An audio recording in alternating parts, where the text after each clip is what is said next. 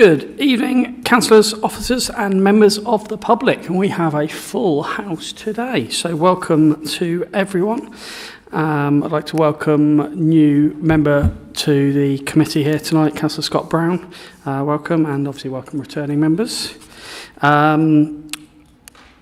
Please be aware that this meeting is being recorded and live streamed to the Council's YouTube channel, and I welcome viewers joining us online. Please can I ask members and officers to ensure that mobile phones are either set to silent or switched off for the duration of the meeting. We do have public speakers tonight who I will introduce by name at the appropriate time. I'd like to remind members of the procedure for tonight's agenda. Should members wish to amend, remove or add additional recommendations or requests as part of our debate, then they need to state and propose a recommendation at the appropriate time and seek a seconder to then confirm the recommendation. Members will then debate and vote on the additional or amended recommendations as necessary.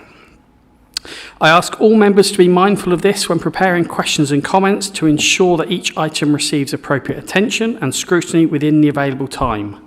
Please could I also take this time to remind members that our role today is to scrutinise the plans and strategies included within the agenda as a whole, including their aims, priorities and overall direction. Individual cases and personal circumstances, whilst important, are not for us to determine here and can risk distracting from the wider purpose of our discussion. I would therefore ask that we keep our comments focused on the strategic issues so we can provide effective and meaningful scrutiny.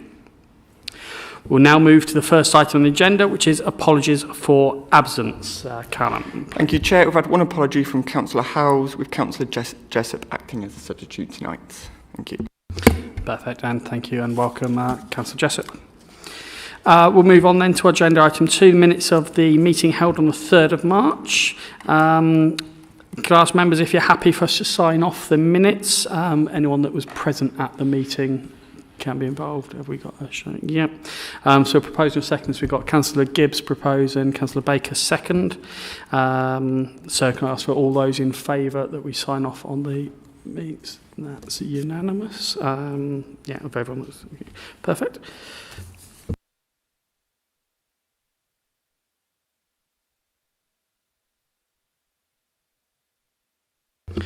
Agenda item 3 is declarations of interest. So if I can ask any members if they have any declarations of interest for us tonight, please. No one? That's perfect. Thank you.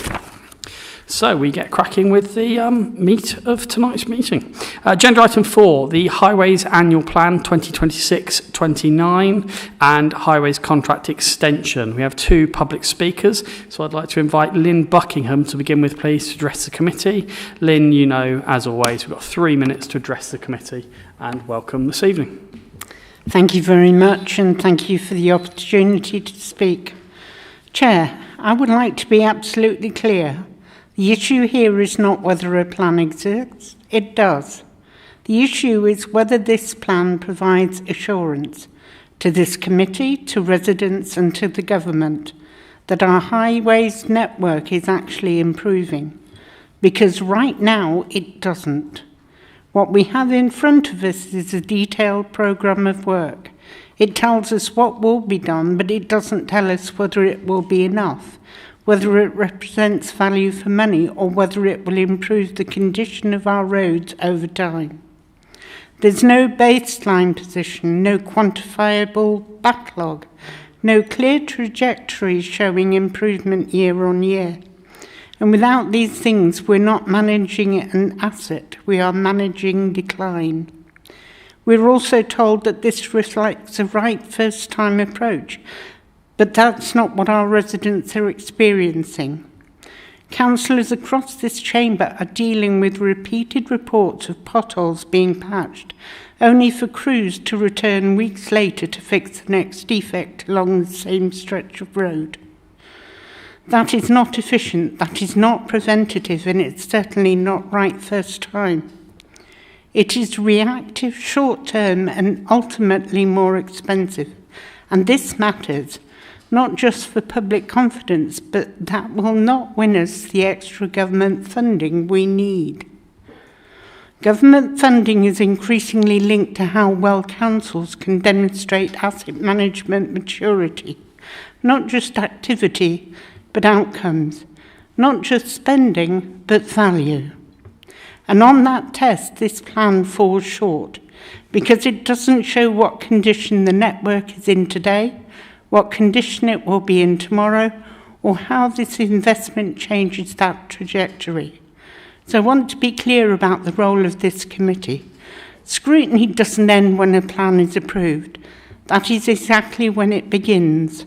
Our role is to test whether that plan delivers what it claims, whether it represents value for money, and whether it positions this authority to secure future investment. At the moment, we can't say that with confidence. So I'm asking for three things. First, statement of the current network condition and backlog. Second, measurable outcomes, how this programme will improve that condition over time. And third, evidence that a right first-time approach is actually being delivered, including data on repeat visits and patch repairs. Because if we are serious about being an exemplary authority and about securing the funding our residents deserve, then we need to move beyond listing works and start demonstrating impact. Thank you, Chair. Thank you, Lynn. That's fantastic. I appreciate that. If we could now invite Philip Archer to come up to the desk. Again, Philip, you've got 3 minutes. Thank you. Hi, it's Finch Archer. Apologies. Sorry. Okay. So I want to raise a concern about the evidence base behind both the annual plan and the proposed contract extension, because scrutiny is the only point in this process where performance can be examined in public. The annual plan has already been approved by the Contract Strategic Board, and the extension will proceed under delegated authority, so this is the only opportunity for independent insight. Over the recent months, I have submitted several FOI requests to understand how performance is being monitored. The responses highlight some significant gaps that I believe scrutiny needs to be aware of before it can have the confidence in the improvement plan or the extension. Firstly, the report states that KPI monitoring is functional and improvement, but the Council has confirmed through FOI that it cannot retrieve the monthly KPI results within the FOI cost limit. These KPIs are contractually required and form the basis of the SPI Level 3 assessment. If they cannot be retrieved for an FOI, scrutiny needs assurance that they are being monitored internally and that the Level 3 assessment was based on actual performance data rather than the narrative. Second, the Council has confirmed that it cannot provide right first-time data or repeat failure data in one FOI. The Council stated there were 0 failed repairs on Pipewell Road despite 239 repairs in 5 years and the road now requiring full structural recycling. That suggests repeat failures are not being logged, which makes it difficult to understand how quality is being assessed. Third, the Council has confirmed that it cannot determine the cost of individual repairs because all minor works are paid from a lump sum budget. Without cost per repair or cost per defect information, it is difficult to demonstrate value for money or to understand whether innovations such as road mender are delivering the benefits being claimed. Fourth, the FOI data shows completion times for defects have worsened across every category year on year. For example, footway pothole completion times increased from 12 days to 71 days, and thermal repairs increased from around 74 days to nearly 180 days. These trends do not appear in the report, which describes the service as stable and improving. Finally, the report does not include any of the performance evidence that would normally underpin a contract extension. No KPI tables, no trend data, no right first-time rate, no repeat failure rates, and no cost per repair information. Scrutiny is being asked to accept a performance assessment without seeing the performance. I want to be clear that I'm not questioning the commitment of officers or the contractor, but I do believe Scrutiny needs assurance that the underlying performance data exists, is complete, and is being used to inform decisions. Without that, it's very difficult for Scrutiny to meaningfully assess the improvement plan or extension. I would therefore ask the committee to seek clarity tonight on 4 points: whether the actual KPI results and the underlying data for the last 12 months can be provided, whether right first time and repeat failure rates are monitored, whether cost per repair or cost per defect is tracked in any form, how the SPI level 3 assessment was completed without this evidence. Thank you, Chair. Thank you, Philip. I appreciate that, and thanks for coming.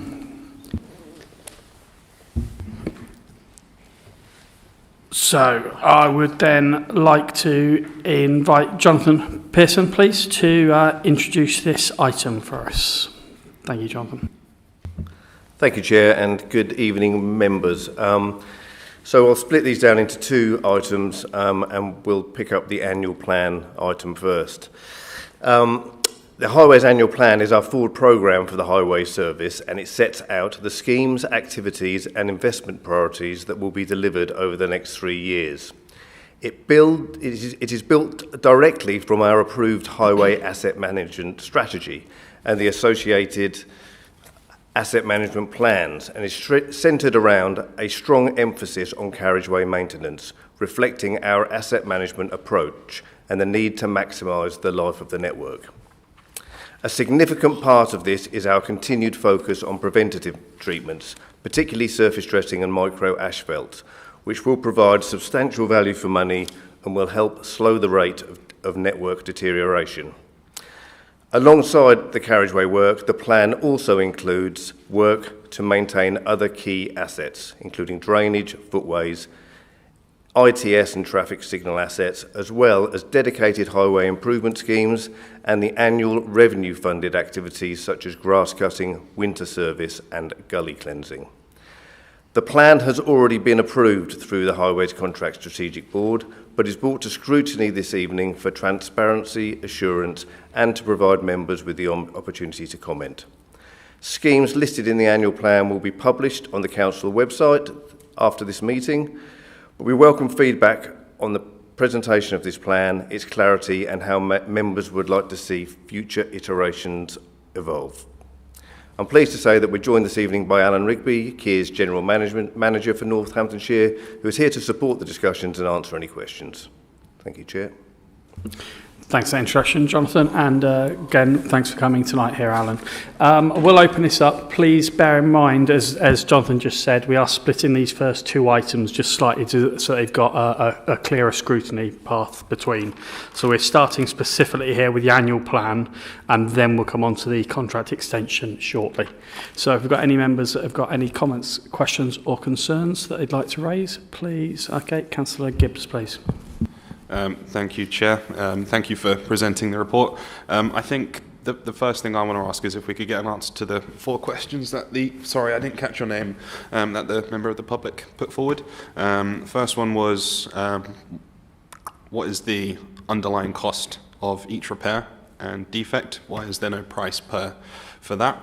What was the second one? The second one was how the SPI was concluded.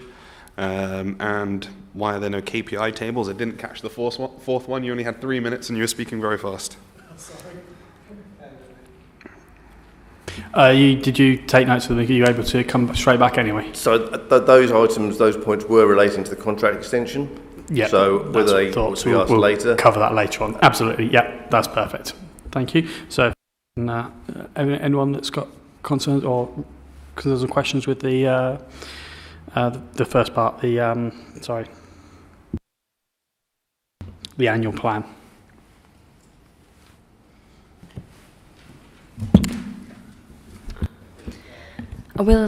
Thank you very much. I will just have one brief comment on the sort of annual plan. I've just wanted to say thank you. That I know there's a lot of work that goes into sort of like the prioritisation process. It's a very big network. There's a lot of things that we have to deal with, especially being a logistics centre. So thank you for that.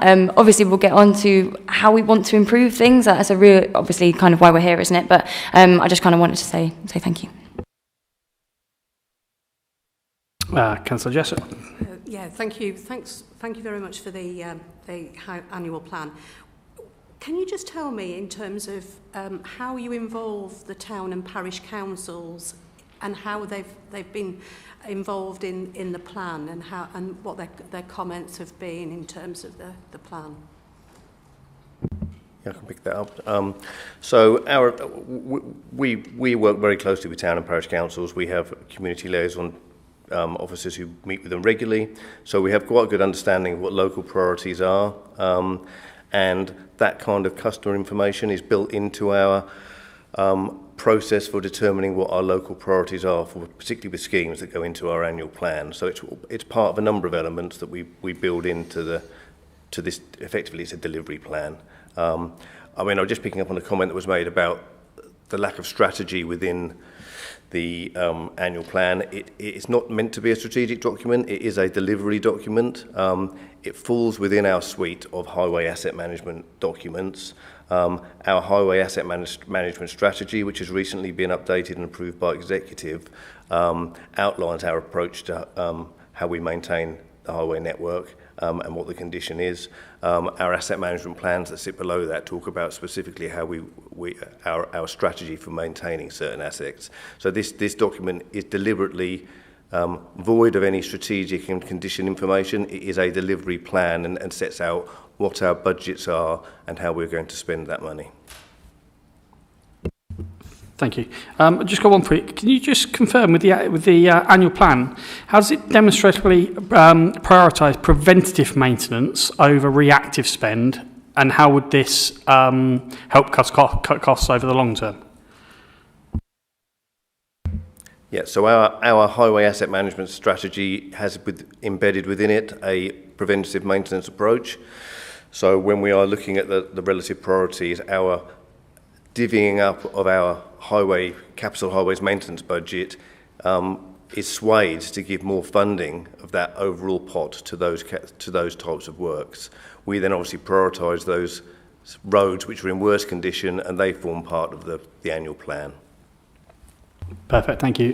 Councillor Fedorich. Thank you. Just a point that sort of I'm trying to work out, because obviously we've now split this into two, and I did anticipate it, but sort of being able to put all my comments together. I think I need to say at this point really that it's hard to approve an annual delivery plan when the finances for particular jobs are such top level. We don't have the granular detail of why things cost, why particular jobs, why certain areas cost what they do on paper. And I think not being able to dig into that level of detail is very difficult, because we're not able to see the area that's being covered, the number of potholes being covered, the granular data of understanding how much one pothole cost, and if that is value for money. That's our job. That's why we're here, to make sure that it's value for money. I can't find that. This was a point I was going to make at the sort of next section, but it does come into this, and that's one of my biggest questions. Yeah, it's a fair point. So the annual plan does two things. It lists specific schemes. So we've got bigger projects, it will list them by name. These schemes the detailed work hasn't been done on the delivery of these schemes, particularly those in years 2 and 3 of the annual plan. They may not have been designed, and as these schemes progress through to actual delivery, that kind of detail becomes available for the big schemes. For smaller items of work, we do not deal with them in that way. So we will have a budget figure within the annual plan for minor repairs, it was mentioned earlier, and that covers all sorts of minor repairs for defects that we find during our routine inspection of the network, or that we're identified by public resident reports. Now, obviously, we don't know what those are at the start of the plan. We know through experience what budgets we tend to need to deliver that. Some of the work's delivered through our revenue budget, some of it is capital work. But we just, within this particular document, it would not be practical to highlight every pothole that we plan to deliver, because some plot holes haven't even formed yet. Now, obviously, we have metrics in place to monitor the performance of Kier through operational KPIs that look at the kind of things that they're picking up through inspections, how quickly they're fixing them, and obviously we're monitoring the costs of the budgets that we have for that work in terms of trying to maximise productivity, and that's a real big thing for us, and making sure that we do right first time repairs, which is something that is of critical importance to those type of works. And we're moving towards, as we try to become more preventative with our repairs, the concept of leave no defect behind. So we don't have the need to come back and do repeat visits to roads where we'll see a road typically which has got a number of patches and you're coming backwards and forwards repeatedly to do a patch next to a patch. So just to come in on it, so this is a much higher level, this annual plan is much higher level works. How secure are we that the roads that you are about to publish and list that the plan is going to cover, that work is going to go ahead? Because obviously we're hearing from the residents constantly, and Corby is a prime example, Steer Road is a prime example, where it's been in a terrible state. It's not the worst road across Northampton by any means, but it's not good for the local residents who are using it on a daily basis, who commute and work within that area. So Steer Road is coming onto the programme, as I understand it, and we've got it during the summer holidays of this year. Now, obviously, that's been published ahead of this because residents have been asking many questions for many years about the state of this road. We're putting out commitments to say to them, it's coming, we're going to get it done, it's coming in August. What happens if that doesn't happen? What happens if there's a massive change with your plan that's coming that then has to prioritise other things? Please. That's a good comment, Chair. So this is a 3-year plan. We deliberately produced a 3-year plan because we want to give people forward visibility of what schemes are likely to be happening, so that if a road that they're concerned about isn't in this year's immediate priorities, they can see that maybe it's going to come in the future. Unfortunately, with the highway network, things change all the time.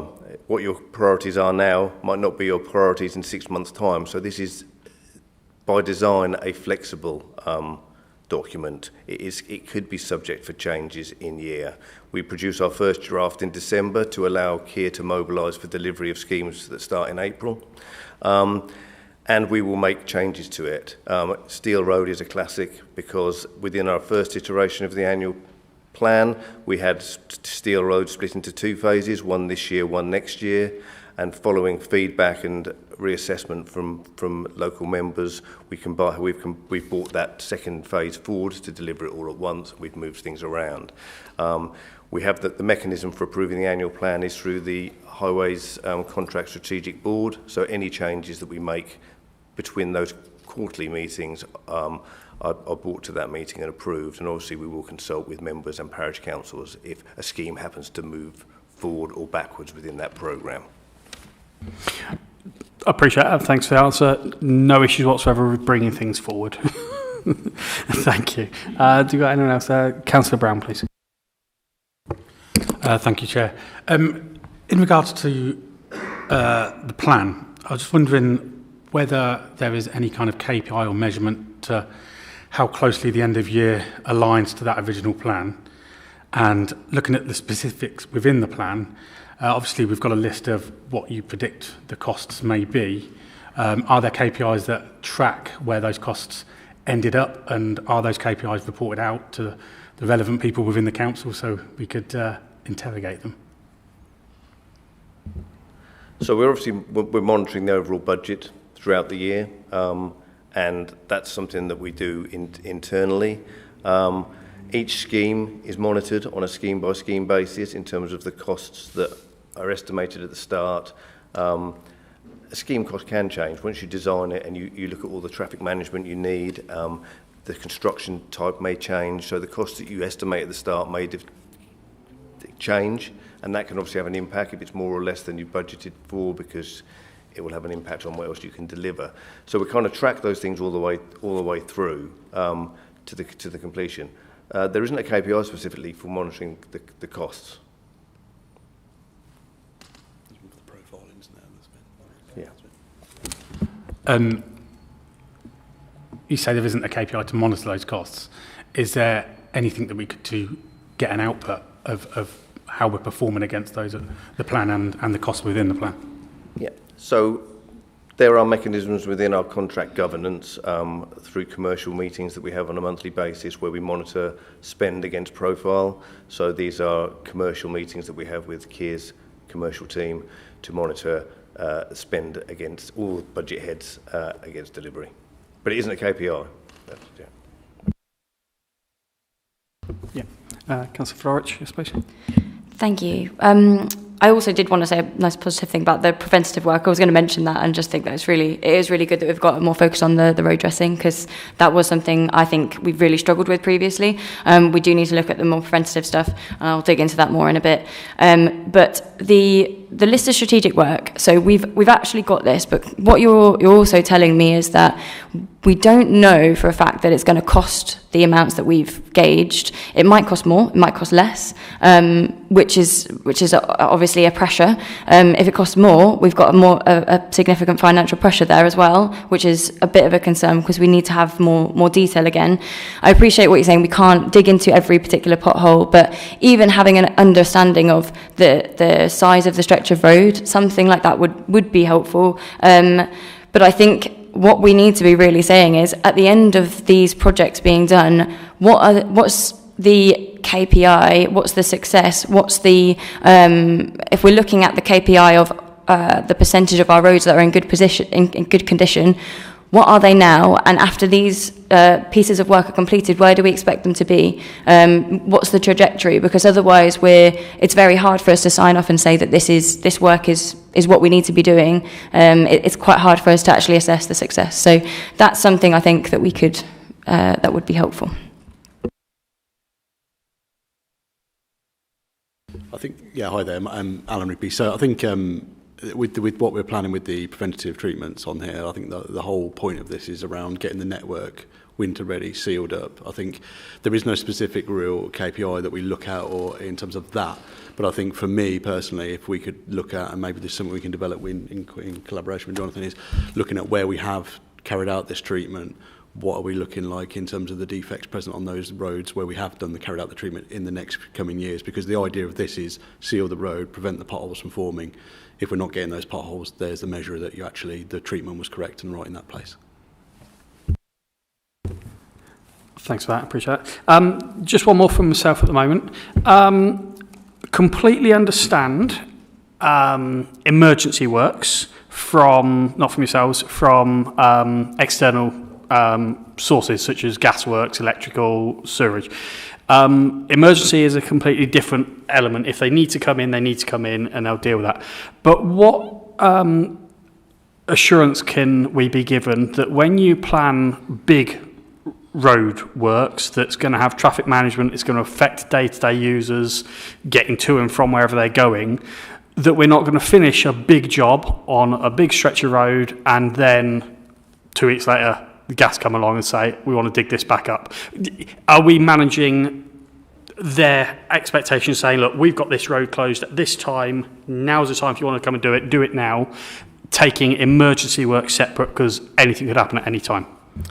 Yeah, I mean, the beauty of having a 3-year forward plan is that we have information on the table about our priorities going forward that we can share with our streetworks team who are engaging constantly with utility companies and have their have regular sort of update and progress meetings with them. So those programs are shared with utility companies. We're obviously getting their programs from them and making sure there are no conflicts, so we're doing work. Their works happen before our resurfacing work, basically.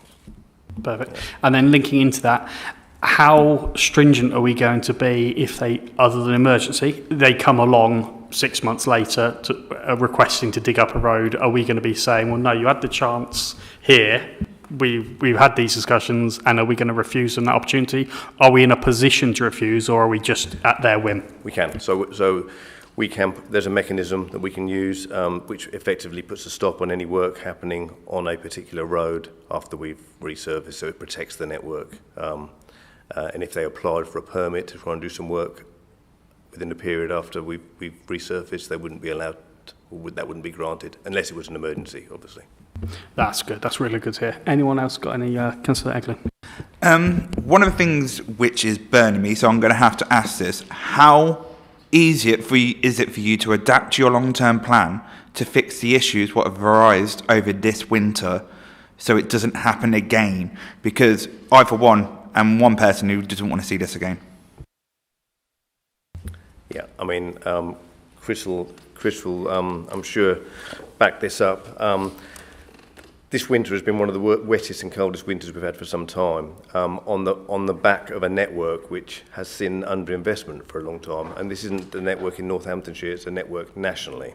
So when you've got a network that structurally hasn't been maintained properly for a long while, it doesn't take much for poor weather to start to break it apart, and that is what we've seen. And obviously that has puts a massive amount of pressure on the network, on our immediate resources. We're going from a sort of a firefighting mode to a mode where we want to be planning stuff ahead. The last 3 months have been challenging for everyone in the highway service, members I'm sure as well, because they've had to deal with residents who are unhappy with the condition of the roads, and we totally get that. Our approach that is outlined within the annual plan and the strategies that have come forward previously are the right way to do things. We're trying to get ahead of the game, ahead of the curve, by doing more preventative, not just preventative schemes by surface dressing, but more preventative leave no defect behind patching. We're going to start to get on top of these repairs, and if we have a bad winter again, which I can't believe we're going to have one as bad as we've just had, the network will be much more resilient than it was this time around. Thank you. We've got one more, and then we're going to pull this one to a close and move on to the contractual side, which I think is where a lot of people have got questions anyway. So we've got Councillor Davis for this one, please. Thank you, Chair. There's a heavy shift towards preventative works, and it suggests under maintenance in previous years. This has obviously been suggested collectively. The plan states as a key focus to increase preventative treatments, especially surface dressings. Why does this matter? Preventative treatment should already be in place and routine, should it not?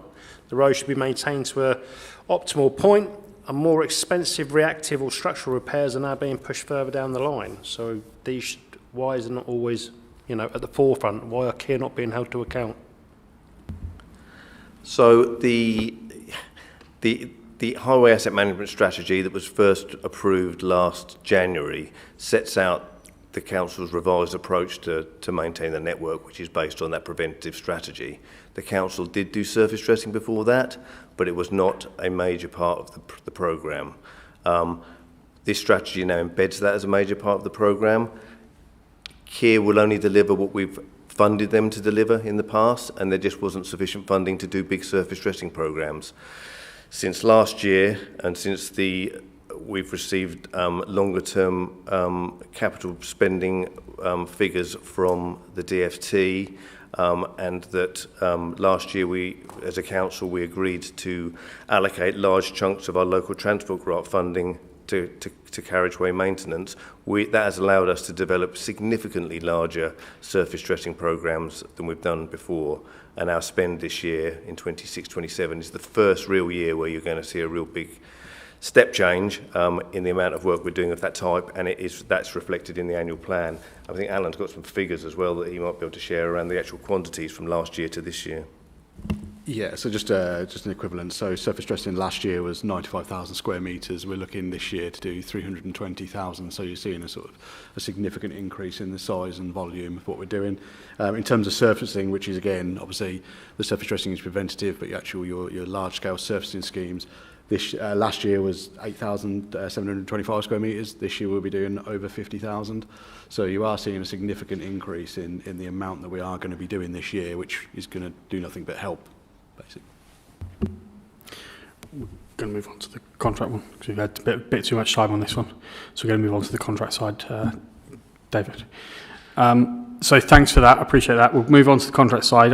Just as a final point, I am, as with many residents using the roads on a daily basis in my job, I'm looking forward to seeing this development of work, because it has been massively underfunded for a long period of time. So thanks for this. So we'll move on now to the highways works and service contract extension element of this. So Jonathan, I invite you to summarise that for us again, please. Thank you, Chair. So to support this discussion of this item, I just wanted to briefly summarise how the extension mechanism works under the Highways Works and Services contract.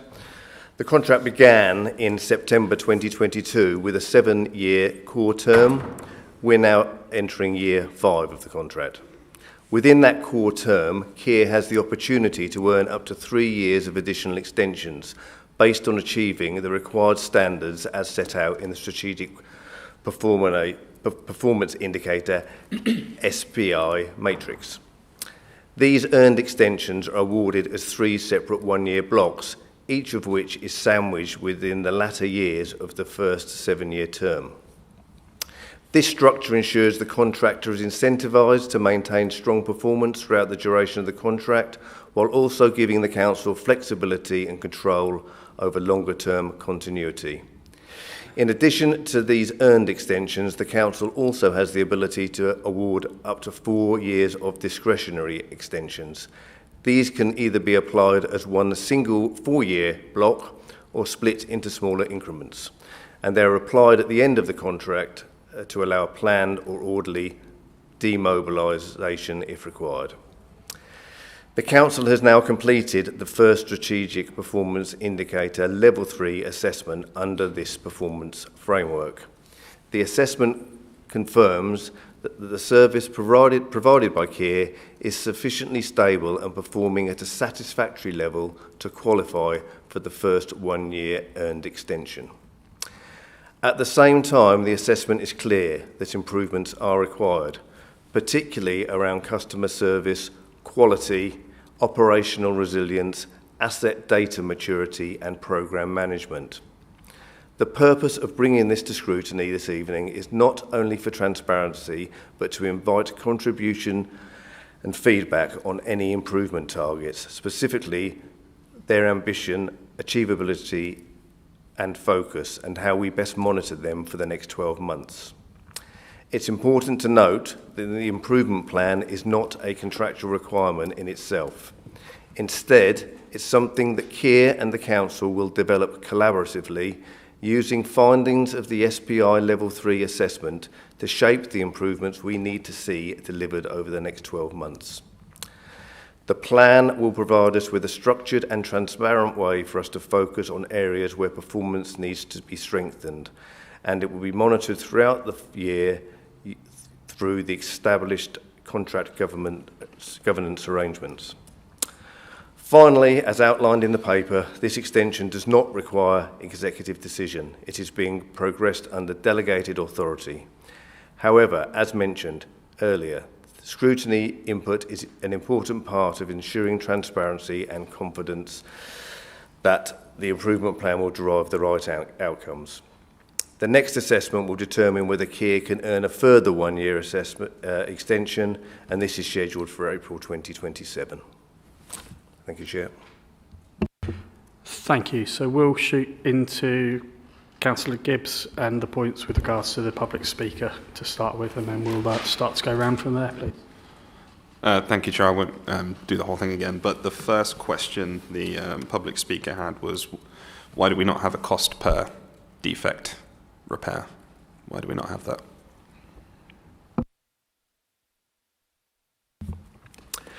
So it's not something that we report on due to the nature of the contract. Those minor repairs are paid for as an operation, and what we do tend to do is monitor Kier for how quickly they respond to defects.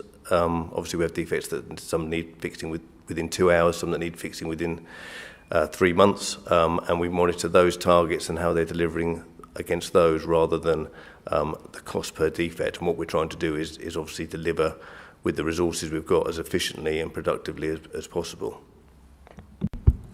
Thank you. I know it's not tracked because you don't need to track it contractually, but I think that is probably one of the most important pieces of information that not just ourselves as members, but also residents of Northamptonshire would like to see. Is it something that can be implemented, the cost per defect repair?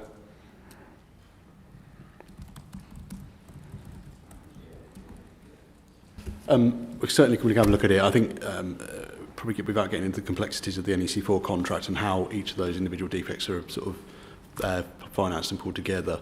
We'll have a look and see what we can do. I think the problem we have is that the way the defects are paid for as well is split into multiple different pots in terms of depending on the size and depth, whether they're part of lump sums, whether they're part of target cost arrangements, paying gain mechanisms. There's quite a lot of complex stuff in there, but I'll take that away and see what we can do, just try and give you, but it also comes down to that whole thing of, it's very subjective as to where that pothole is. I mean, maybe we could work out a price, average or something, but, a pothole that needs an IPV, impact protection vehicle on a dual carriageway, I can tell you straight away, costs you roughly £2,000 before you even start. A pothole on a minor back street in a cul-de-sac is going to be obviously a lot cheaper. So there's relative scales of each individual defect and how that is then priced up and brought together. But I'll take that away and sit with Jonathan and see what we can do to try and give something back to you. Thank you. Do you mind if I? Yeah, Jonathan, and then Councillor McGiffin's going to respond as well. I was just going to say, and Councillor McGiffin may well pick up on this too, is the key metric for us that we're looking to obviously implement within these improvement activities is productivity, and making sure that teams that go out and fill potholes on a daily basis are as productive as they can be. And there are lots of factors that can influence how productive a gang is on a daily basis. It's how we schedule the work, it's the material they're using, it's the base they're working from. It's a number of things that could be factored in. So we're looking at sharpening up on that. We're looking at some extra help external help to do that as well, to make sure that we're looking at the right kind of things. And then just before I come to yourself, Councillor McGiffin, so just to link in as well and to clarify, repairs that are done, they've then got if I understand it correct, a 2-year warranty, so that it will be good for 2 years. If any defect is not good for 2 years, then it's redone at Kia's expense. So obviously with every repair, Kia and any subcontractors they use are going to be striving to have it as good as it can be, because no one wants to make a loss out there. Councillor McGiffin. Thanks, Chair. The Asphalt Industry Association, the trade body, has a figure of £78.79 per repair. It's a ballpark figure accounting for all spend divided by all repairs done across England and Wales in a year. We won't be far away from that. There is a potential to take all repairs, divide them into the amount that we spent and get a ballpark number. But in terms of the like for like, the individual price, they will vary substantially, as Alan has detailed. Just a quick word on efficiency and operational effectiveness.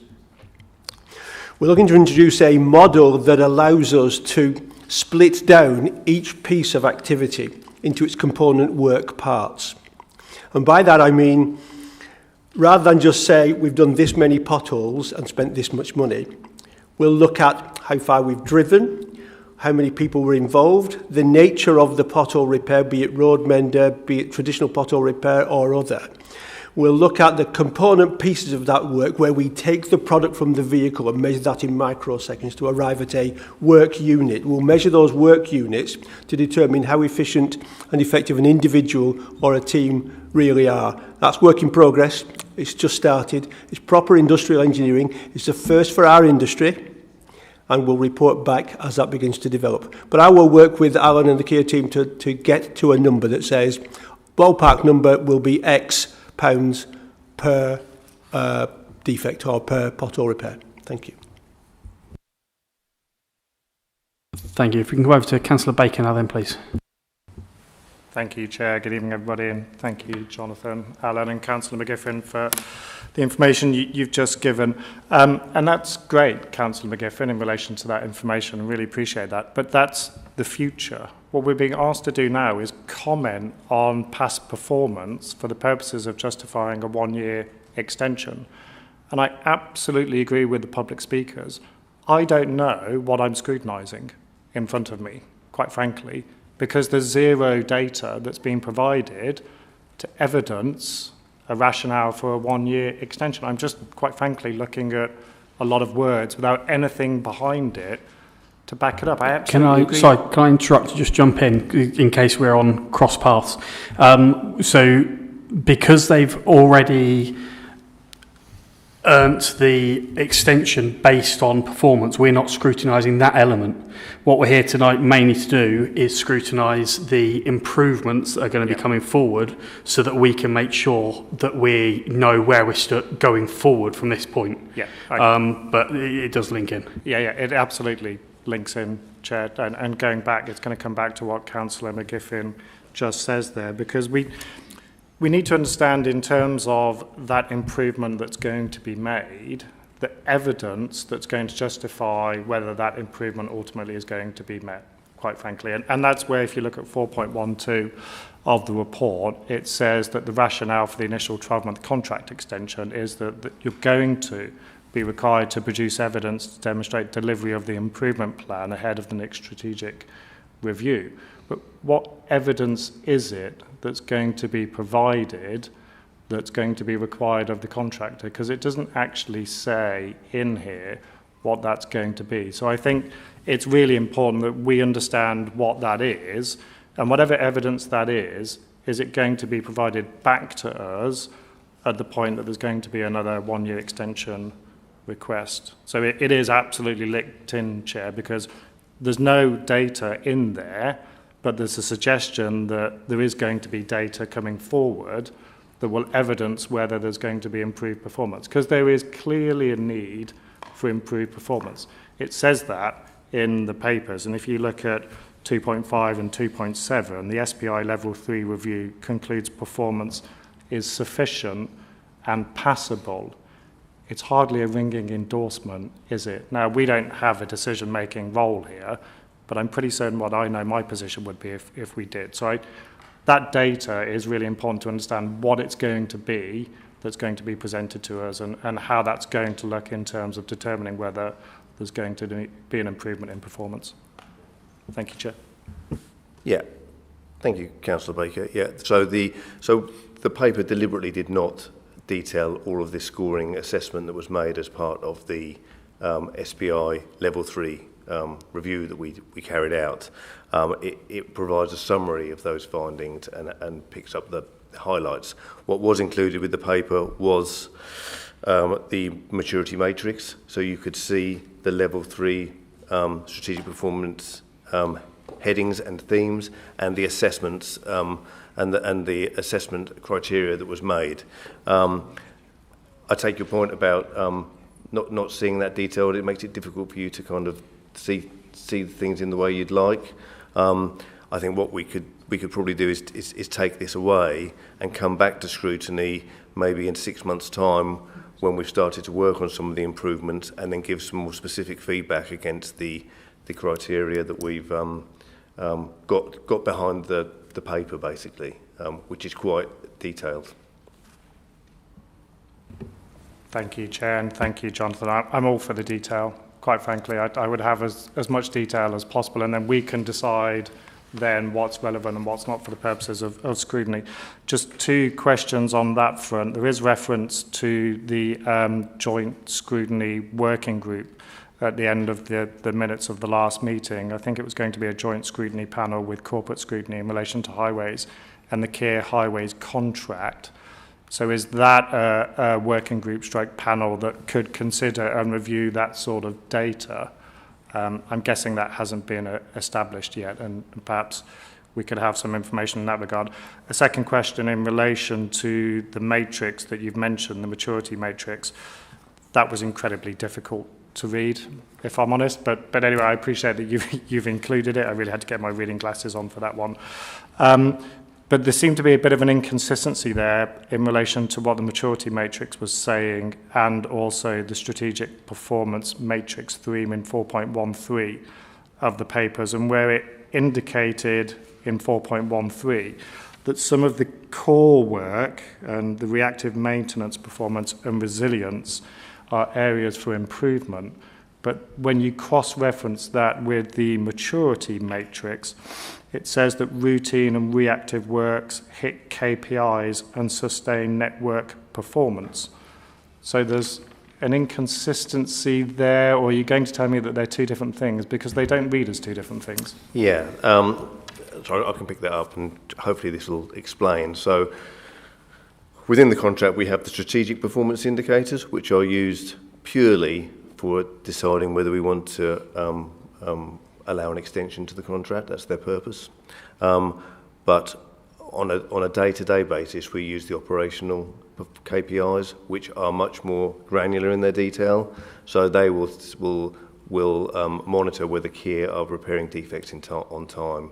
They will look at all those kind of detailed day-to-day operational matrix that are really important for us and residents. Whilst the last 3 months have been a struggle since the start of the contract, Kier have by and large met those operational performance indicators.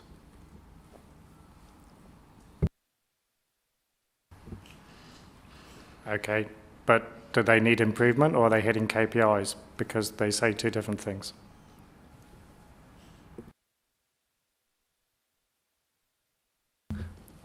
They are different things. The SPIs and the KPIs are different things.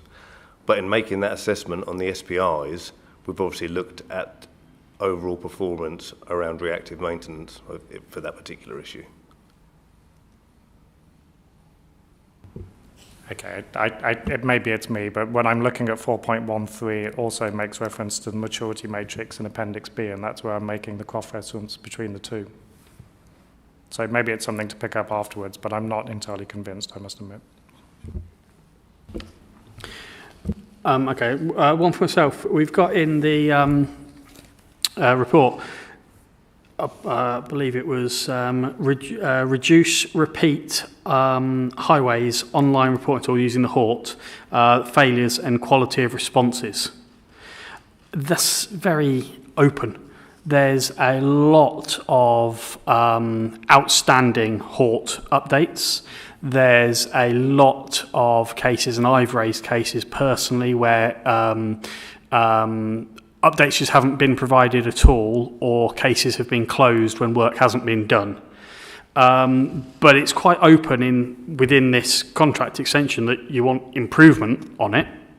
But again, linking, where's the depth of the detail? How do we know that you're going to be improving effectively what the customers are seeing, the residents are seeing when they raise a case? How do we know? Have we got a benchmark of how many failures or the quality response that we're giving now, so that we know that we've actually had an improvement in that element? Yeah, I could probably pick that one up. I think it's recognised within Kier that our response to the general public and our responses in general on the HORT system have not been to the standard that we would expect. I think that's a fair assessment. We have been doing a huge amount of work on that to try and sort of improve those responses to the general public, to make sure that we are keeping them informed. I think overall there has been, I think generally, just to categorise a lot of this stuff, it's just been a people issue, in terms of just people understanding that at the end of the day, the customers that we're dealing with are people that just want to know what's going on, and we need to recognise that and actually ensure that, you know, you wouldn't put up with that going into Tesco's. Somebody shoves your shopping and it says there's 10 quid, thanks very much. We've got to recognise that the general public are our customers, and we've got to improve upon that and get better. So we recognise that, and we are working on that. There is a specific KPI around our customer response, which we deal and report on every single month through the management board and strategic board every quarter as well, where those are reviewed, and we are then held to account for those KPIs if they are failed. And there has been failures on those. There's no point hiding from it. There has been. We're looking at a number of things to try and help and improve that. We're actually looking as well in terms of how do we help the customers self-serve as well, because we spend a lot of time answering questions that is stuff that, you know, seems simple to us, but actually we could just enable people to have access to that themselves. So we're looking at, you know, website systems, whether or not we can give data on defects and potholes outside. If they're trying to know, look, outside my house, when's it going to be fixed? It's on the system. So we're looking at a number of different options of that, and there's some that's, you know, quite far on the line in terms of development for giving access to the public. So that will help us in the long run as well, because, you know, to put in perspective currently where we are, and I know the responses they are late at the moment. To put in perspective the reason for that, normally we deal with around about 2,000 customer inquiries a month. In the last month, we've dealt with nearly 5,500. It has been a massive a spike in the customer responses. That's the reason for the shortfall currently. We're currently trying to get back on to track with that. But we are recognising as well there are multiple inquiries that are coming through the system. I think this month there was 1,200 inquiries that actually came through that were about the same issue. Now, you say, well, it's easy, you can answer that. We've got to assess each inquiry, look at it, make sure it isn't another defect, because if it is, we've got to deal with it. So that is just sort of almost bogging the system down. So if we can get this self-service system up and running and get something that actually actively helps inform the public in a more live, sort of better way, we could actually help ourselves and reduce those numbers down as well massively, which will do nothing but help increase the service and making sure it's faster and more efficient. Thank you. Linking into that then, when we log faults on Horts, or certainly myself when I log faults, I use what 3 words wherever possible. Yourselves request it on sometimes I've raised a case, you say, I couldn't find it, have you got the what 3 words? So you're obviously using that system as well. What I've noticed in several cases, if someone goes on to log a defect on Horts, and this is just a member of the public can go on and log these, there might already be a defect flagged. They could just literally move the pin a couple of centimetres and log it as a new fault, which doesn't help yourselves, because then you've got more, as you said, more to respond to. Is there any way of tying that down further, using what 3 words, grid style, so that if it's within, I don't know, 10 metres, we're presuming that it's that one? Yeah, 100%. And that's part of the system we're looking at, is to try and, I mean, my idea would be, here's the photo of the defect that's already been logged in there, that somebody's already put in, so you can look at it and go, oh, it's exactly the same one, it's already in there, it's going to be completed in 12 days' time, 10 days' time, whatever it ends up being. So when we say, you can't, there's no need to log this one, it's already in the system, because that will help. Perfect, thanks for that. Anyone else? Councillor Dorridge. Thank you very, very much. And thank you also. I did really want to say about the Councillor McGriffin, about the effectiveness of teams. I think that's really great. I was going to mention about potentially a better KPI, instead of that being like the cost per defect, maybe looking at how many potholes per day, but I actually think the team side of it and having like almost like a gamification a little bit. Always love that. I'm going to kind of dig into 4 main areas, but just before I do, I just wanted to very briefly frame the discussion for everyone tonight. I know that everyone will be aware that most people in our area and constituencies will have just received their council tax bill. And across the year, this is what we all hear as councillors, is where is our council tax going? People expect us to be able to deal with our potholes. This is the number one issue, I think, for local people, and I think just having the council tax bill through the door, and people then, I mean, all of us will have probably driven over a pothole on the way here today. We know the state of things, but people are expecting us to be able to get the basics right, and ultimately what we're seeing in this report, and we're having to assess whether we're going to, obviously not assessing whether we have that extension, but assess if this is a clear enough improvement plan. According to the data, the reports are saying that things are passable and stable, but our speaker, Philip, has kindly shared his FOI data with me, and it suggests that this really is not the case. So we're starting from a case of already declining, and this improvement plan doesn't give the assurance that it's going to get better. That's what we're seeing in terms of what's been placed before us today. And in many cases, as Philip has mentioned, services have been getting worse. So with sort of limited accountability on this so far, the top level overarching costs for jobs aren't granular enough, as I've sort of mentioned earlier. And because we don't know how much specific things cost, it's very hard for us to understand if we're getting value for money. We don't have quite like breakdowns, and I'm not going to go all into that, but there are some really key areas that I want us to sort of take away from today. So the first is transparency, accountability, and value for money. The second is our contract model and sort of the marketing power. The third is alternative delivery models and how we could potentially use technology and innovation. It's great to hear that we are already looking at a few things. And then it's ongoing performance and KPIs, which is what is part of this in terms of this delivery plan for the next year. So transparency and accountability, value for money, we have actually discussed this in quite a lot of depth.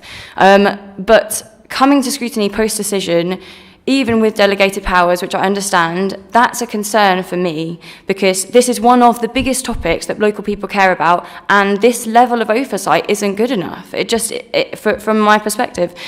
So I appreciate that we've got a joint scrutiny being drawn up at the moment, coming together, but there's no clarity on how frequently that group is going to meet.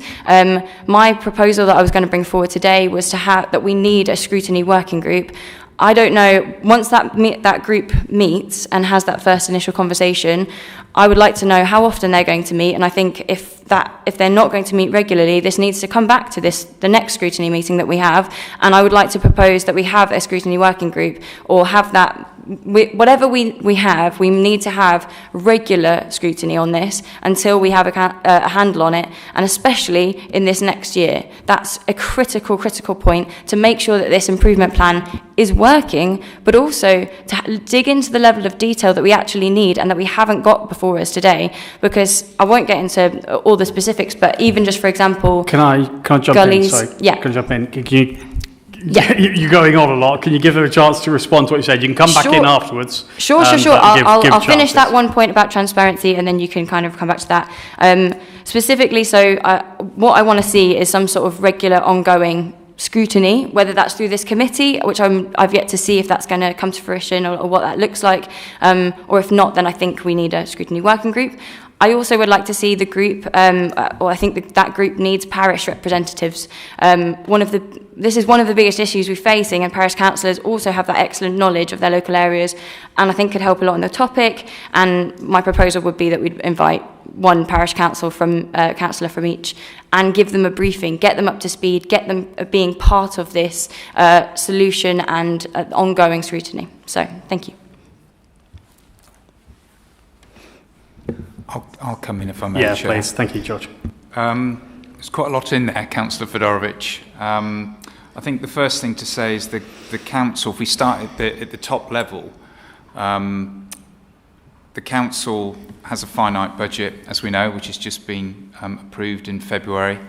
And the council tax, almost two-thirds of the council tax, almost two-thirds of spend of the council actually goes into supporting those that are most vulnerable in our society, which is adults and children's. So that's the first thing to say, that almost two-thirds of our overall budget is in that area. Indeed. In terms of council tax, it raises just under two-thirds of our total income as well. So I absolutely get and understand why the public will ask, where is my council tax monies going? But the council tax only forms a proportion of our overall budget. I think the second thing I would say is that highways and investment in the roads over probably the last 30 years has declined nationally and locally. And we are now in a place where our roads nationally and locally need significant investment. What we can't square is the level of investment that we need into our roads locally versus the budget that we have and the priorities that we have to make running 800 plus services, and in particular supporting those that are most vulnerable here in Northamptonshire. So I suppose I just wanted to bring us back to the conundrum that we as a council, collectively we as a council, are tasked with, whether we're elected members representing our constituents or whether we're officers looking to prioritise and give good advice to elected members to make good decisions.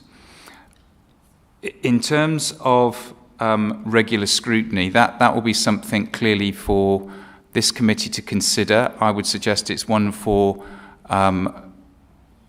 the democratic environment to consider as to where performance is considered, because we have a separate corporate scrutiny where performance is considered and KPIs are reported on a regular basis. Now, if we are saying that we want to measure at a granular detail performance of the way that the highways is managed, just to reassure members, we have lots and lots of service KPIs, management KPIs, and then corporate KPIs. There's the corporate KPIs are the ones that tend to get reported, as we know, but we have a lot of granular detail with regards to KPIs, which is for officers to do their job in ensuring that that contract is being held to account. Now, if we want to do a session, which we would be more than happy to do on how performance is evidenced, then we can clearly do that. If we want to set up a working group, like I say, that would be something for members to determine with Democratic Services. I suppose I just wanted to set the scene, if like the challenge that we have as a council in managing a very important area, but it's not the only area that this council has to consider. Thank you. Thanks for that response. I appreciate that. So we have got this coming up on the forward plan, the collaboration between corporate scrutiny and place and environment scrutiny. It's going to be an open one, so we haven't set details yet. It'll either be corporate scrutiny members will all be invited to come to a place and environment, or all of us will go to one of their meetings, whichever way it comes. But it will be open for all members of both groups to come together for that. Okay. Thank you very much. If I may continue with my other points, but I do appreciate, George, we have a restricted budget, and I think most members of the public aren't aware that how much goes to sort of children's services, adult social care. We have a challenge there, but also my next points are about how we manage that, and that's what comes in under our remit. So I do appreciate we have challenges, but I was trying to set the scene, not to get you to justify our tax issues, but it's more a case of expectations really. We really have some challenges, and I know we all know that. So let's sort of get into it then. So the contract model and marketing power, the market power, it's kind of unclear from this report whether the current outsource model delivers best outcomes, and that will come into other potential models and avenues. We do have a heavy reliance on care and it's unclear to us as councillors what sort of leverage we have. We don't know the percentage of Care's business that NNC represents, who Care's competitors are. That's not something that we've been presented as councillors. We don't really understand sort of like the market. And there's sort of lack of clarity, especially on the contract exit terms. This is more for speculative side or just for our information as councillors, but we have been presented here with one option, essentially. We've been told that this is being extended. We don't have a choice in this. We're going to be extending essentially every year or assessing it every year. Until we know the cost of, we've been given the information that exiting our contract will be prohibitive, but we don't know the cost of that. So that's, for me, that's you have to know what your alternatives are and what that actually looks like.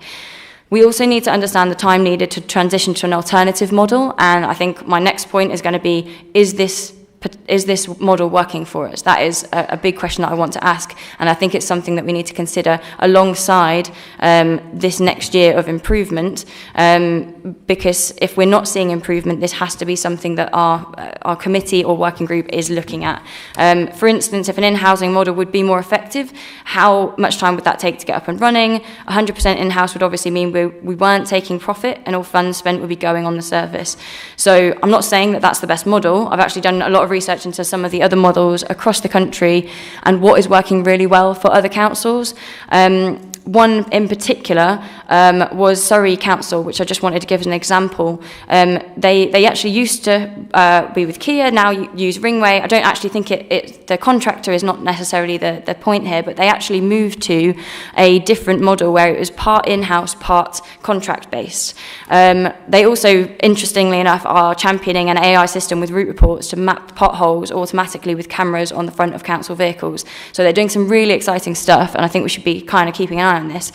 But the point is I sort of stepped back and thought, if I was to try and re-evaluate how we're doing this, one of the big issues is that we've got kind of local contractors that potentially could do small pothole repairs like cheaper. Things like we've got town and parish councils who are absolutely chomping at the bit to be able to assist with this, and potentially some sort of tier model that I would think would work really well is, similar to Surrey, have a strategic framework of jobs that needed to be done by a contractor that could sort of leverage best value. Then have emergency local repairs that was managed by an in-house NNC team. Can I just interject again, please? Yeah. So although you're making some very valid points, the specifics of this is about the improvements that are trying to be set for a potential future extension. Yeah. The contract itself that has been signed and agreed is already in place. It's already been in place. So this 1-year extension is because they've met those targets. So whether we, in this position that we're in now, agree to those or not is a separate matter. What we need to really focus on is the improvements that are here. Are they targeted? Are we going to see results from that going forward? You might want to take that up, the bit you're saying, potentially outside of this, because this needs to be focused on this absolutely. item specifically. I mean, this is all relevant to the fact of we may not want to renew our contract in a year's time. This is all down to, is this improvement plan going to be effective? And my main point is, it needs to be reviewed by an ongoing scrutiny group, whatever that looks like. It needs to be, it's not ambitious enough, which I will get to, but essentially the fact that in 4.12 we've had no expectation to reach SPI level 5 by April 2027, that's outrageous to say that we're not even going to channel towards any kind of ambition to improve. The fact that we're at level 3, there's no mention of level 4. There's no mention of like what ambition we actually want to say. So to ask, our initial first queries were is it ambitious enough? Is it achievable? And how do we monitor? We need to be aiming for level 4 or 5, categorically. If it costs us as a council, this is one of the main priorities that our residents have set for us. We need to assess how we do that. Second, achievability, that's down to a number of factors that I've made that are still unclear, that needs to be brought to the scrutiny working group. And how do we monitor scrutiny working group? Can we then let the officers respond at this stage then, please, or Alan, obviously, or Councillor McGiffin, to get some response back then, please. Then we're going to come to yourself, Councillor Baker, after that. I can just pick up on them. There was a lot there to pick up. But in terms of the SPI level 3 and 5 issue, there is no SPI level 4. It's not that doesn't appear in the matrix. It does exist, but in order, it's blank. The level 4, the level 5 is populated. Yeah. So, in order to achieve extensions, Kier have to meet and sustain level 3. There is no contractual requirement for them to meet level 5, although the matrix does outline what it would look like to get to level 5. For Kier to get to level 5 maturity matrix, we would need to invest more funding into the Kier operation to allow them to achieve that. So as long as Kier, and this is important for members, as long as Kier sustain their performance at level 3, they will be eligible for a contract extension next year.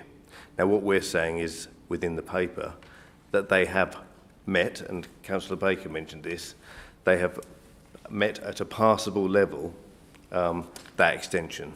They've not sailed through it, they've got over the line. There is room to improve within that level 3 period, scoring matrix. We know, through discussions we have collaboratively with Kier, that what those areas of focus should be. We want to make sure that scrutiny have the opportunity to feed into that and add anything that we may that may be important to members. If I can just add a little bit into that as well, if that's okay. Just, you know, and Jonathan is right. The level 4 there is a level 4 in there, but it's blank in the outcomes of what it is to achieve that level 4 period. So. It's kind of, I didn't write the contract, so I don't know why it's like that, but it is. But in terms of the level 5 thing, and I just want to make it clear in there that just because we have to hit that level 3, I'm not, by any stretch of imagination from Kier, saying we'll just put our feet on the table and we've just got to maintain that. And Jonathan and myself and Graham and George, we are working collaboratively with this improvement plan because we know that there are areas that we have to improve on. There are a number of things that we are doing with that, and it's interesting to hear you saying around, you know, Surrey and what they're doing. we're doing a lot of that already. AI cameras are being used on this network. We're using AI to use our auto scheduling to try and be more efficient, smarter and faster, and a bit more clever with how we actually maintain the highway network. So there is a huge amount that we are doing. I think the decision is not, and it's not for me, it's really for yourselves and Jonathan and the team to answer, is we can get to that level 5, absolutely, if you want us to, but there will be some investment. And at this point in time, I think that just the collaborative decision that's been between us all has been that that money is better off spent on the network now, rather than trying to achieve that level 5 position. But if that changes, that's absolutely fine. We all get 100% of commitment from Keir to reach that level 5. Thank you for that clarification. We'll come to Councillor Baker, please. Thank you, Chair, and thank you, Alan and Jonathan, for that explanation. It's really helpful. I have a lot of sympathy with everything that Councillor Fedorowicz has said, quite frankly, and trying to stay focused on the specific point in hand, which is incredibly difficult, Chair, I must admit. We do need to know what KPIs you're going to be working against over the next 12 months. We do need to know what the targets are going to be, and we do need to know what the data is that presumably is going to be evidenced to determine whether in 12 months' time there's going to be rationale for another 1-year contract extension.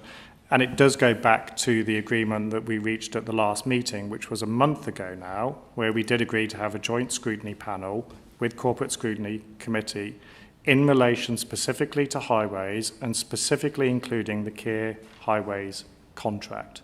That's in paragraph 137 of the minutes of the last meeting.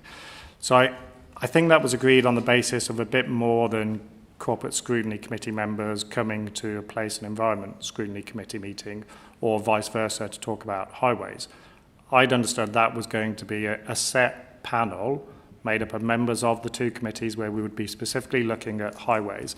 And I think it should be considering all of the issues we've just been talking about and the sorts of issues that Councillor Fedorowicz has just mentioned, so that when we come to this point in 12 months' time, we have all of the information and data that is needed to take an informed decision, or not decision, make informed comments, so to speak. So I think that joint scrutiny panel needs to be established very soon, and it needs to meet very soon with agreed terms of reference. Thank you, Absolutely, and I agree.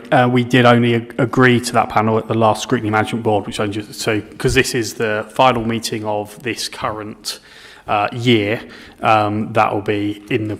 We'll be able to see that in the products programme as we move into 3 days' time or next week, being next week after the Easter bank holiday.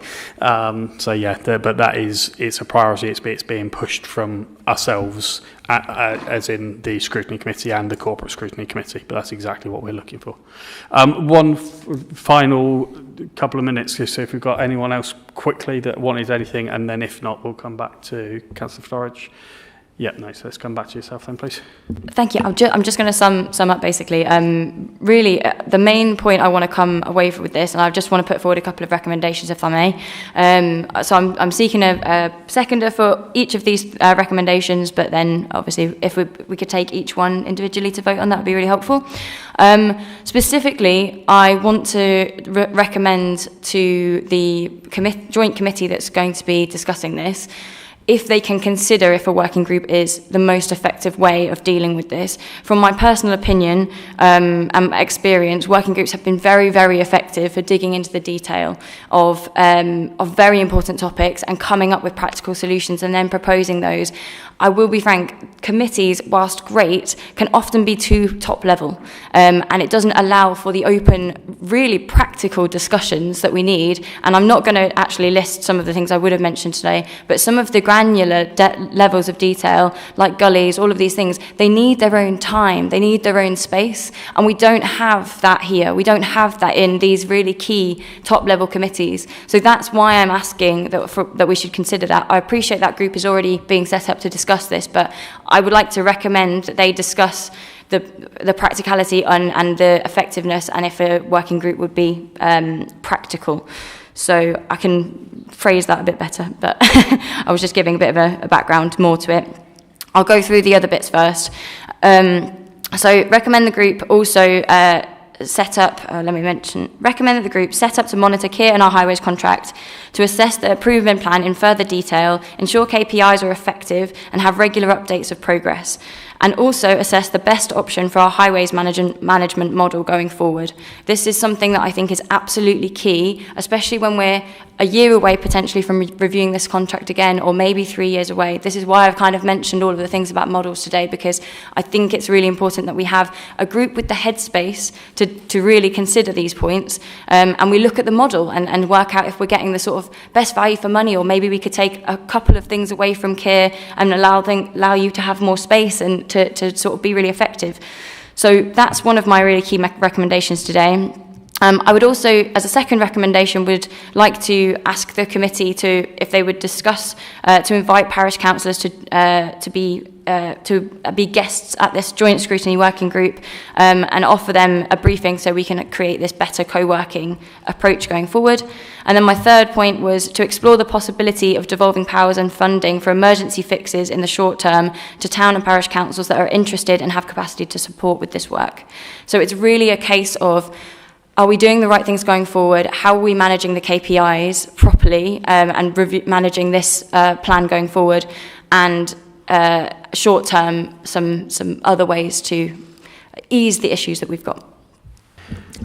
So to summarise, you want to propose the working group. Do we have anyone to second that? Well, it's actually for the committee to discuss if a working group would be appropriate, if that's okay. Yeah, to recommend for the working panel to consider that. To explore and consider a working group. So do we have anyone to second that element? So we've got Councillor Baker to second that one. Thank you. To vote on that one, that specific element there, of whether we're going to do that. So all those in... Can we ask questions first? Or are we going straight to the vote? Yeah, absolutely. Open to debate.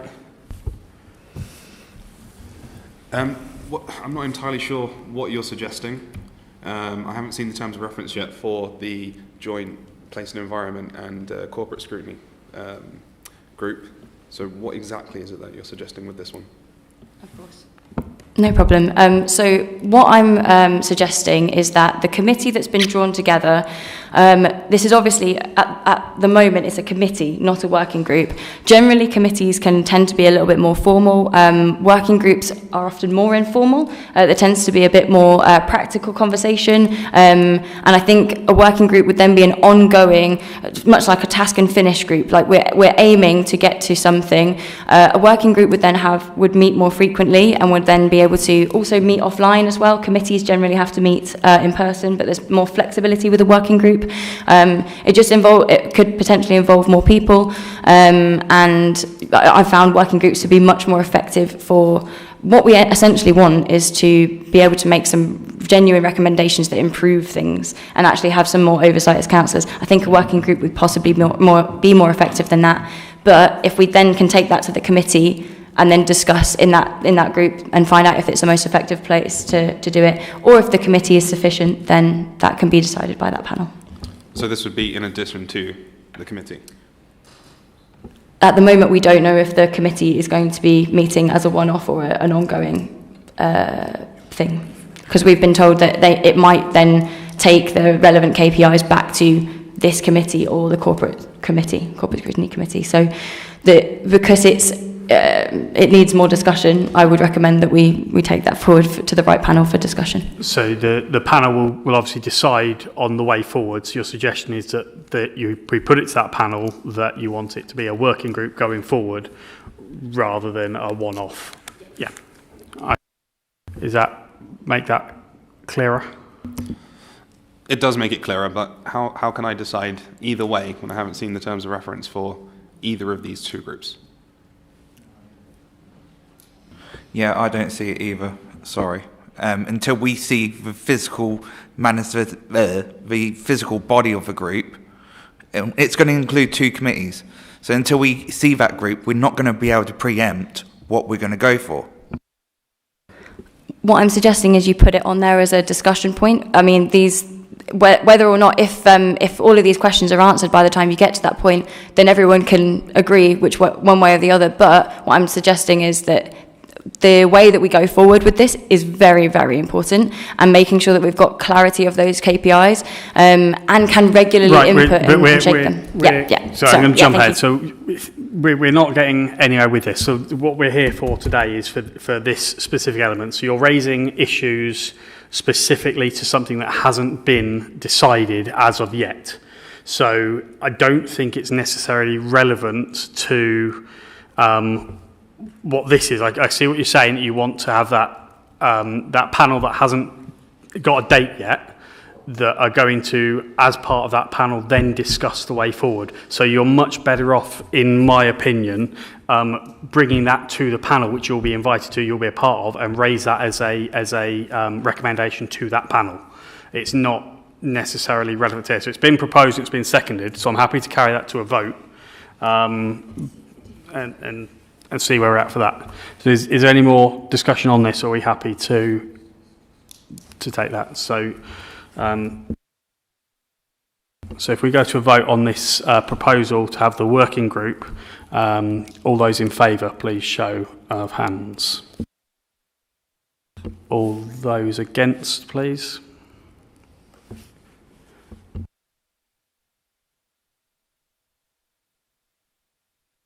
That's everyone voted, so that motion has fallen.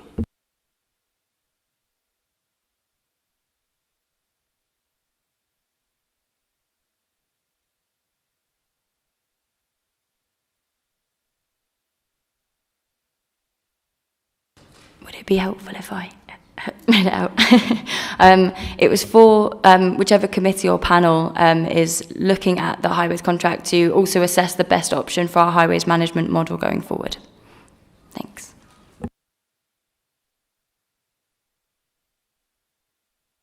Yeah, again, so yeah, I agree. So that again is going to be falling under that panel. So I think that should be raised as a recommendation to the panel that you'll be a part of. Can I have a clarification point here? Because I'm literally offering a recommendation from a scrutiny panel to go to that committee to be discussed. I don't understand why that would be Yes, absolutely, different. you are, but we're not scrutinising that panel here. We're scrutinising this element that's part of the agenda. Sorry, Chair. So what you're wanting to do is discuss the future of a panel that hasn't been determined yet. So that panel is going to do exactly that stuff that you want to say.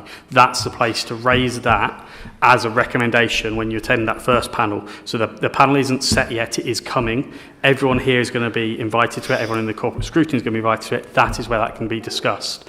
This really doesn't feel relevant to the recommendation, the agenda item of what we're discussing here tonight. Okay, sure. Sure, I appreciate what you're saying there, Chair. Some of the other points then, inviting parish councillors, etc., that can be also taken as a recommendation to that, so I can do that offline. And exploring the possibility of devolving powers and funding for emergency fixes in the short term to town and parish councils that are interested and have capacity to support this work, that would be something that would be part of the improvement plan. So I would like that to be explored, and that would have to be a recommendation to that committee because we have to recommend it to the correct place. So it would go to that committee, but that would be relevant to this report. Absolutely, yeah, agree with that one, that's fine. So do we have a seconder for that final proposal from Councillor Fedorich? Councillor Brown, who's seconding it. Okay. Do we have any debate on that element from anyone?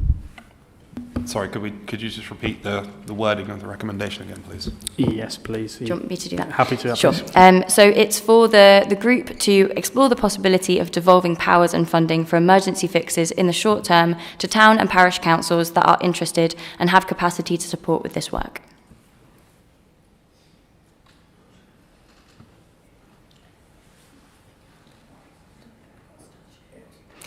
Just also for some quick context, I did ask one of the previous senior officers about if this would be possible a good couple of years ago at a Q&A session on highways, and they did say it was possible, but again, it would need to be explored, and that's a query. So.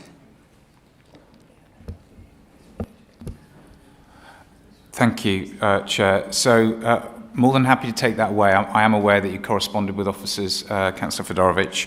The only thing I would mention is that there was a Town and Parish Councils event done here in January with good turnout both during the day and in the evening, and I don't recollect any coming forward on the back of that wishing to consider taking on some of that activity. That doesn't mean some won't. All I would say is that working on the highways is a skilled and professional job, and that is not to say that town and parish councils can't do it, but the reason we have a contract is that we are operating on that highways network in a safe manner, both for the workforce but also the users of the roads. So all I would ask is to have that in mind should we wish to discuss that in the future. But I do think if there is interest, the first thing I would suggest is that perhaps ward members may wish to seek whether there is interest in their relevant town and parish councils as to whether they would want to do that. And then we can consider it from there. We've not seen any evidence directly as of yet, Chair. Thank you. Thanks for that. So I'll come back to you, Councillor Fedorovich. Are you still... Sure, yeah. I mean, I think, honestly, long term, I don't think it's necessarily the right model. I think it'd be better for an NNC in-house procurement model and things like that. But there's flexibilities that are allowed, and there's potential there, and I think it would be remiss to not explore what it could look like, even if it's not something we necessarily utilise right now. I think it's worth asking the question, because it could offer some short-term support to NNC to do things slightly swifter as long as it meets certain criteria. So I think I agree with you. There's a lot of caveats. There are a lot of caveats, and I am fully aware. But I do think it's an option that has potential. So it's one I wanted to put forward for discussion. Chair, can I just ask for a clarification? What are you after, for the local parishes to do similar to like the lawn mowing sort of thing, like they pass it out to someone else to do, or you after them to come and fix it themselves? What are you after? So I'm actually talking about road repairs specifically here. So obviously health and safety wouldn't be able to be done. Well, hold on. So discussions have already been had with devolution of things like mowing, but the devolution deals haven't looked particularly appetising, I think. But for highways, it is possible, but there are a lot of caveats and safeguarding aspects of it. The benefits of local councils, like parish councils, being able to do this is that they've got simpler procurement systems. Providing they meet certain criteria, they could move quicker, and actually we could have a cost per pothole understanding. And there's closer accountability as well for town and parish councils. So there are benefits to it, but there's also some caveats. Okay, I'm going to jump in again, please, on that one.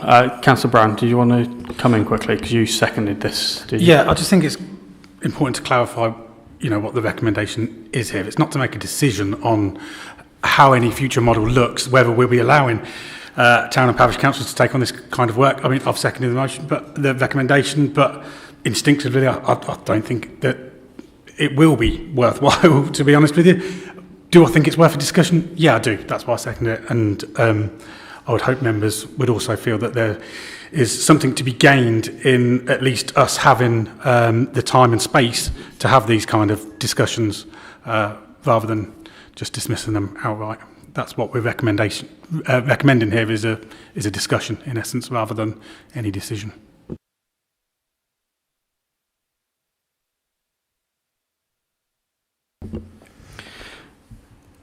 So are we better off having this a proposal that this comes back for further scrutiny rather than being a recommendation in this that we're scrutinising tonight? I'm sorry, I'm not sure I understand, Chair. The recommendation is just for this to be discussed at the... That's fine. So you've got a proposal for it and you've got a seconder for it. We've had a bit of discussion. Let's take a vote on this, please. All those in favour, please. 1, 2, 3, 4, 5, 6. Okay. All those against... Oh, you're for, were you? Councillor Davis. Okay. Oh, I've turned my microphone. All those against... Any abstentions? So this one carries. Thank you. So, following on from that then, we had the recommendation earlier that came via Jonathan, I believe. I'm just going to clarify. So, it was that the Place Environment Scrutiny Committee requests that officers provide an update at a future meeting of the committee in 6 months in relation to data and performance monitoring of the Highways contract extension and Highways annual plan. So do we have a proposer for this? Councillor Eglin. Do we have a seconder? So Councillor Jessup. Any discussion wanted on this? Okay, so we move straight to the vote then. So all those in favour of that recommendation, please.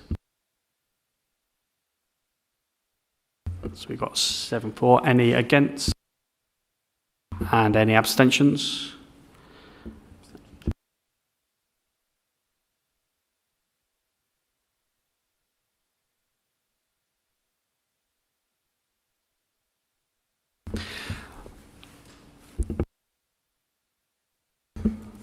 Okay, thank you. So that's carried. So that finishes that item, I believe.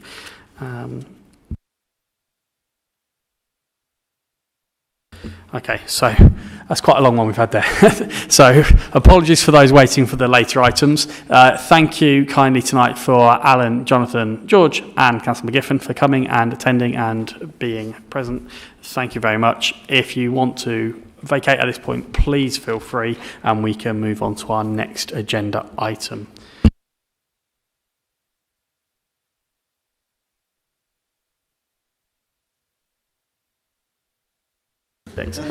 All right, that one's taken quite a lot longer than we were expecting. Let's move straight on, please, to the next agenda item. Agenda item 5 is the empty homes strategy. We do have public. No, we don't. I'd like to invite Amy Plank, the head of Service for Private Sector Housing, to introduce this item, please. And thanks for your patience, Amy. Thank you, Chair. Evening, members. I'll briefly outline my report. I assume everyone's read it. So this report is to introduce Northamptonshire's first new empty homes strategy, which outlines our approach in identifying, managing and bringing long-term empty properties back into use. The key strategic objectives here are to reduce the number of long-term empty properties that we have across the area, to improve housing standards, reduce the blight and the often antisocial behaviour that is associated with long-term empty properties, to increase the affordability of housing supply and to support community regeneration. The strategy outlines how we'll go about doing that. We'll start off by taking a graduated approach, an informal approach, through a series of staged letters, and then after that fails, we'll then look at the enforcement options that are available to us that are outlined in the strategy. I've brought it this evening to seek your review and comments on the strategy and the operational approach that we intend to take. It has been out to consultation. We had 87 responses, which is an appendix to my report. So I welcome any further comments or questions. Thank you. Thanks for that, Amy. So we'll open this up then to members. Any comments, queries, concerns or questions that they wish to raise? Anybody? Councillor Baker, please. Thank you, Chair, and thank you, Amy, for the report and for the introduction. It's really helpful and super pleased that this strategy is coming to this Scrutiny Committee. I'm not necessarily going to say it's long overdue, but I think it's one that's incredibly welcome. And I'm sure we'd all like to see these circa 400 empty houses, long-term empty properties, back into use and back on the market as soon as possible. So I really appreciate the strategy, and on the basis that we didn't have a strategy as well.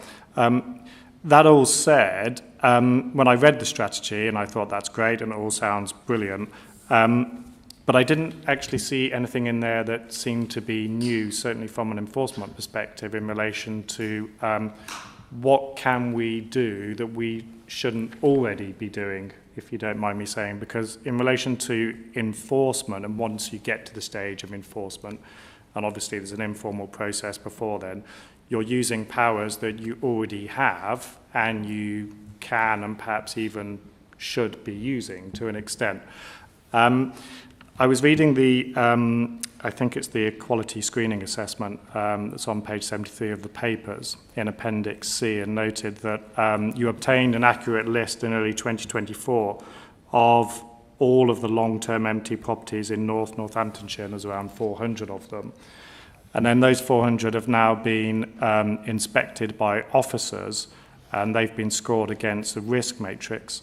So now that that work has been done, I was wondering if you're able to give us any indication as to how you are currently using the enforcement powers that you have for the purposes of those 400 properties, and whether you're able to say what the extent of any enforcement is and has been following the inspection of those 400 properties and the risk assessment against them. And I think that would be really helpful. I know that it's not a long period of time since they were inspected, but I'm sure a period of time must have passed and you must have done some work on that front. So that would be really helpful to start with. Thank you, Chair. Thank you for that. Yes, this strategy is a long time coming, and I'm pleased that it's here tonight and it's coming into fruition. Despite not having the strategy in place, we have actually been working on empty homes for the last couple of years. And it's pleasing to say we do have some service PIs on this, and since we started the programme more proactively, when we inspected the 400 this time last year actually, the numbers have actually since dropped from Q1 to 398 to 102, so they've already significantly dropped quite a lot through the informal letter that we've sent out, and I just think through market forces as well. So the enforcement powers, yes, are available to us, and we could have used those without the strategy, but it's helpful for us when we negotiate with long-term empty homeowners that we've got a strategy, a framework behind us, because it gives us more power, it gives everyone more confidence that we've got a vision and we've got an agenda of what we intend to do with it. But the numbers already are speaking for themselves. They are coming back into use. And at a later date, I've mentioned in the strategy that I will be coming forward with a revised private sector housing assistance policy and bringing forward an idea of long-term empty home grants. So that, again, will be helpful for those owners that aren't able to bring them back into use. So that would be a last resort, because the easiest thing to do is encourage people to sell their properties. It really is, and that's what people are doing. It just does take some time in the current market to sell those long-term empty properties. Does that answer all the questions? It does, actually, and thanks. That's really interesting information. To go down from 398 to 102 is super positive. Am I right in understanding what you said, that reduction has been on the back of just following the informal approach rather than using any enforcement powers? Correct. The enforcement options, as I've laid out in the strategy, they all come with a cost at the end of the day. They're quite intensive officer-wise, so they are a last resort. If we can... Obviously, there's no mandatory requirement to bring empty properties back into use. We have legal powers available to us, but there is no mandatory requirement for any council to do anything with it. So I'm pleased that we do have the officer resource to do something. But past experience tells me that if we can invest the time in helping these owners to bring them back into use, to encourage them to get them repaired, ideally just sell them on the open market, then we'll see the results.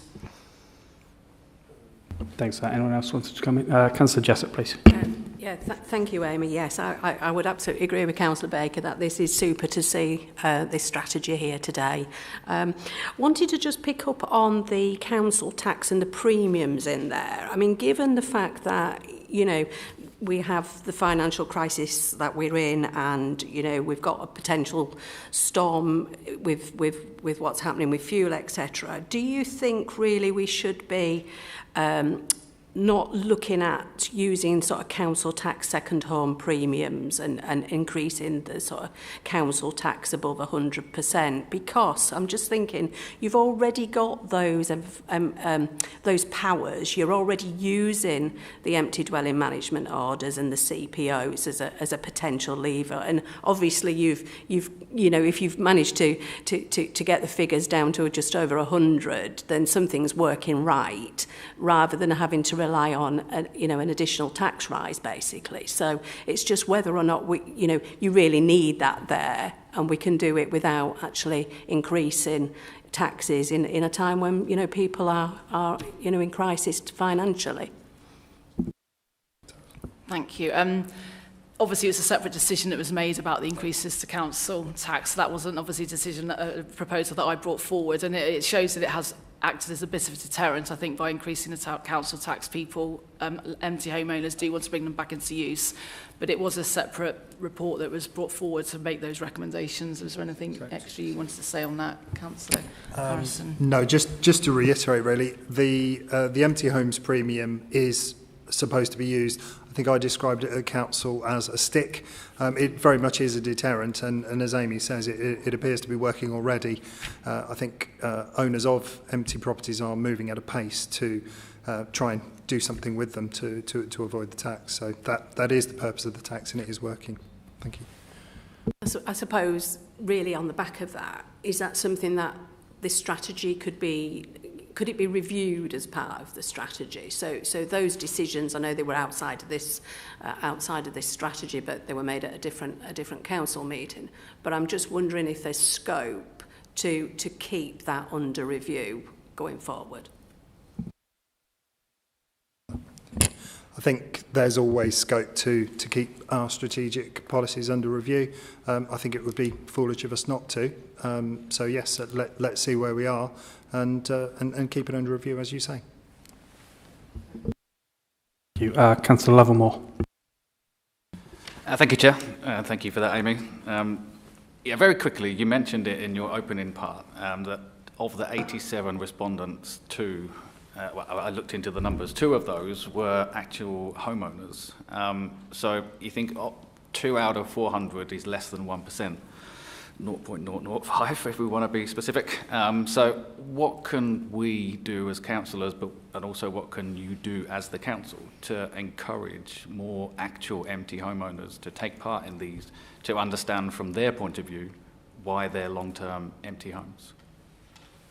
Thanks. We did actually send the consultation directly to all of our long-term empty homeowners. So we obviously put it on our website, and we sent it out to empty home complainants, but we purposely wanted to consult with the empty home owners, and it was obviously disappointing that not many of them did respond specifically to that. So I think it's our intention when we send out the second letter as part of our graduated approach to consult with them again and try and understand why. We know a lot of the reasons now why long-term properties are often empty. It's often down to investment and cost. So that's why we're just encouraging them to sell it. But there's often a lot of our owners aren't even in the area, they're overseas. Some of them are caught up in probate. There's a whole raft of reasons why it's difficult to encourage them to bring their properties back into use. So now we've got the data. It's taken a while for us to get the data. We've got it obviously in the last 18 months. It's our intention to work more closely with those empty homeowners and try and explore all the tools and options available for them to bring their properties back into use. Councillor Fedorowicz, yes, please.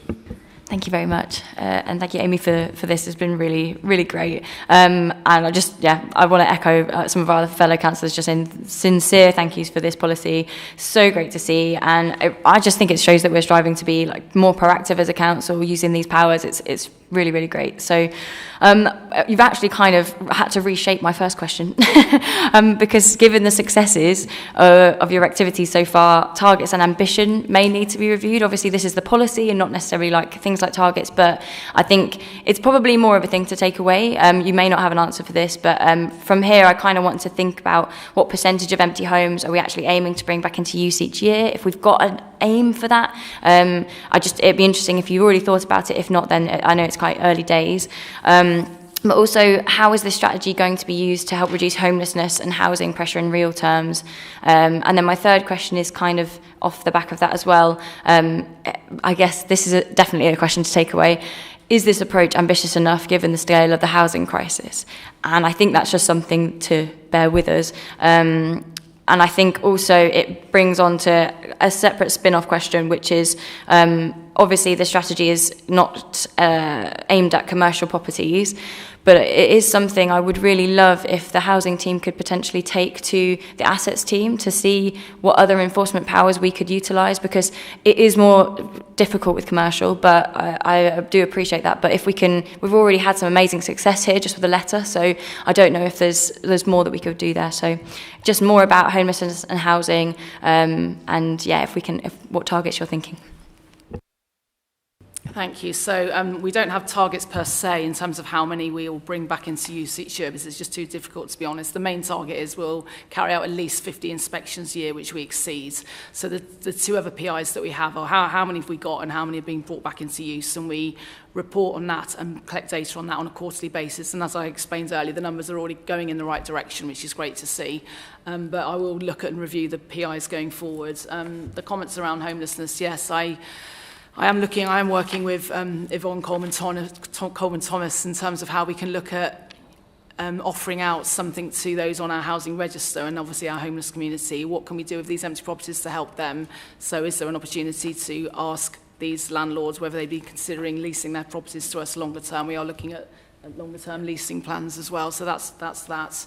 I think the strategy is ambitious. I think looking at commercial units is something we've already explored as well. Haven't got any data on it at the moment, but I am reaching out to colleagues in assets and environment to get an understanding of what commercial empties we've got in their portfolio, because can we apply the same principles here with our commercial units? So I'm looking at that as well at the moment. Okay. Was there anything you wanted to add? Or? No? Okay. Okay. Thanks. Councillor Baker, please. Thank you, Chair. And just to follow up on that point by Councillor Fedorowicz, which I was going to ask whether it was going to be part of the private sector housing assistance policy and empty homes grants that are going to come forward later this year.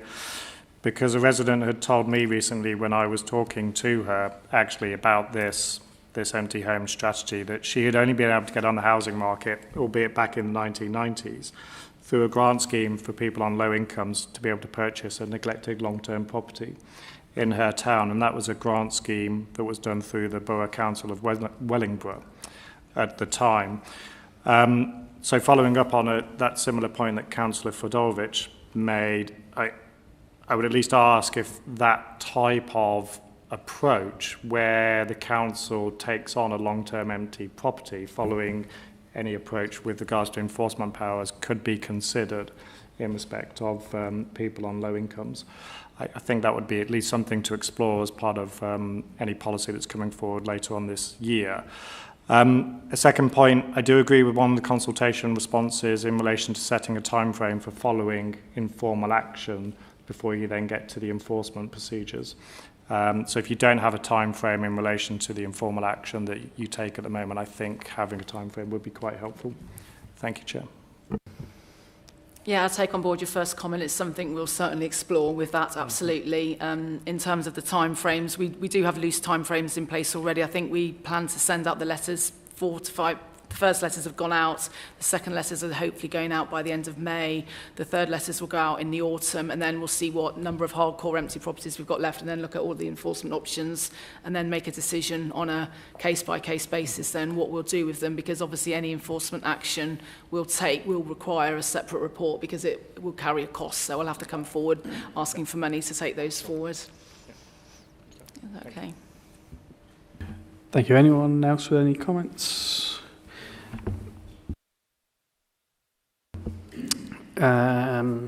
So in that case, the officer recommendation is as written out in point 3.1 on page 22.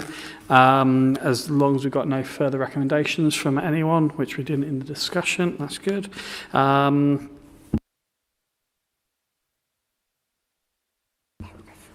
Yeah.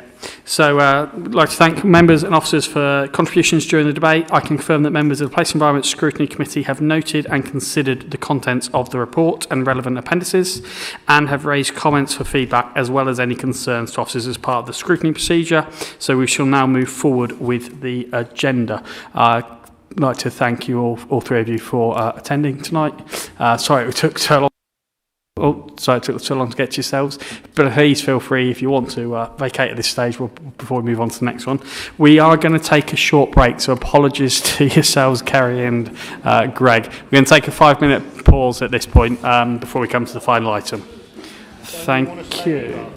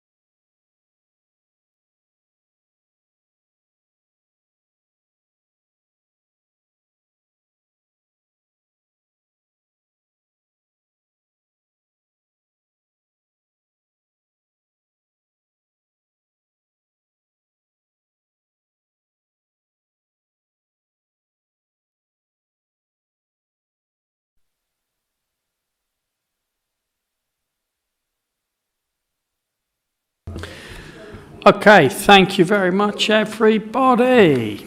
Let's get this final item underway. So we've got agenda item 6 now is the Northamptonshire Domestic Abuse and Sexual Violence Strategy 2026 to 2030. We do have 2 public speakers. If we can start with yourself, please, again, Lynn Buckingham, to address the committee. And as you know, we've got 3 minutes to do so. So thank you, and apologies for the delay. Thank you very much. Chair, firstly, I want to recognise the strength in the strategy. It's clearly evidence-based, reflects the scale of domestic abuse locally, and demonstrates some partnership working. It aligns with the Domestic Abuse Act and rightly recognises the importance of safe accommodation and support. Crucially, it also recognises children as victims in their own right, and that matters. But I want to focus on what happens beyond the point of crisis, because this is where the strategy starts to fall short. The biggest gap is what it does not fully reflect is lived experience. Only last week I was told by a victim that she would have preferred to stay in an abusive situation rather than put her children through the ongoing battle with this council just to access support. That should stop us in our tracks, because if the system meant to help is seen as harder than the abuse itself, something is fundamentally wrong. When people flee domestic abuse, they often do so with nothing. No furniture, no belongings, sometimes just the clothes they are wearing. Yet we place them into empty properties and expect them to rebuild immediately. So we need to ask, what do we actually mean by suitable properties? Because a property without the basics, without immediate support, and without space for recovery, especially for children, is not a fresh start. It is instability in a different form. The strategy recognises children, but it is less clear on how their stability is protected in practice, particularly around education. So I would ask, how many children affected by domestic abuse are having their education disrupted due to housing moves? How many are able to remain in their existing schools, and what support is in place where that is not possible? Because housing and education in these cases are not separate. They are completely intertwined. And whilst the strategy is strong on intent, there is also a clear legal framework behind this. Suitability is not just about availability. It must consider safety, well-being and recovery. And where children are involved, their welfare and stability must be central to decision-making. So the real question is not simply whether accommodation is being provided, but whether it can generally be described as suitable in the context of trauma and disruption. The UK Housing Review tells us that demand is rising and becoming more complex, with domestic abuse a key driver. The strategy recognises that, but the next step is delivery, not just safety in the immediate terms, but stability, dignity and the ability for families to rebuild their lives, because safety is the starting point, but stability is the test of whether the system is actually working. Thank you. Thank you, Lynn. I appreciate that. I'm going to invite Sylvia Parks now to address the meeting, please. Again, Sylvia, you've got 3 minutes, but take your time. Thank you. I want to start by acknowledging the strategy being discussed today. On paper, it's a positive step. It recognises that children are victims in their own right, and it highlights the importance of safe accommodation and support for those fleeing domestic abuse. Those are things I completely agree with. But I think the real question we need to ask is, where is that support actually coming from, and what does it look like in reality? Because support isn't just words in document. Support is how people are treated when they come forward. Are they being met with empathy, understanding and guidance? Or are they being handed phone numbers and expected to navigate everything themselves, while in crisis, frightened and overwhelmed? And when we talk about safe accommodation, we also need to ask, what do we actually mean by safe? Is placing someone 7 miles away from their support network, away from the people and services that keep them grounded, really safe? Or is that just relocating the problem?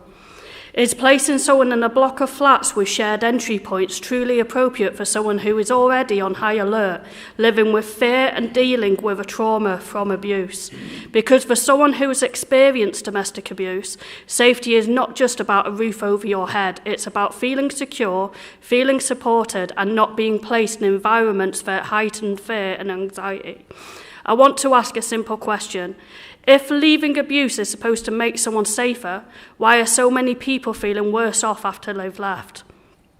Domestic abuse is not just physical violence. It is control, fear, isolation, financial abuse, emotional trauma, and sexual abuse, and that is important. Abuse is not always visible. Bruises fade, but words control fear and trauma can last a lifetime. Yet too often it feels like unless there is visible physical violence, the response isn't the same. Why is that? Why are people still having to prove the abuse they have endured, even when they have legal protections like non-molestation orders in place? Why are survivors being made to feel like they are exaggerating or not being fully believed? We tell people come forward, we tell them you will be believed, but what message are we really sending when our actions don't match that?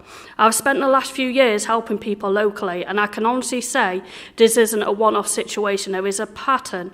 The tone some vulnerable people are spoken to with is quite frankly inhumane. There is a lack of empathy, a lack of understanding, and at times people are spoken to in a way that adds to their stress and trauma rather than easing it.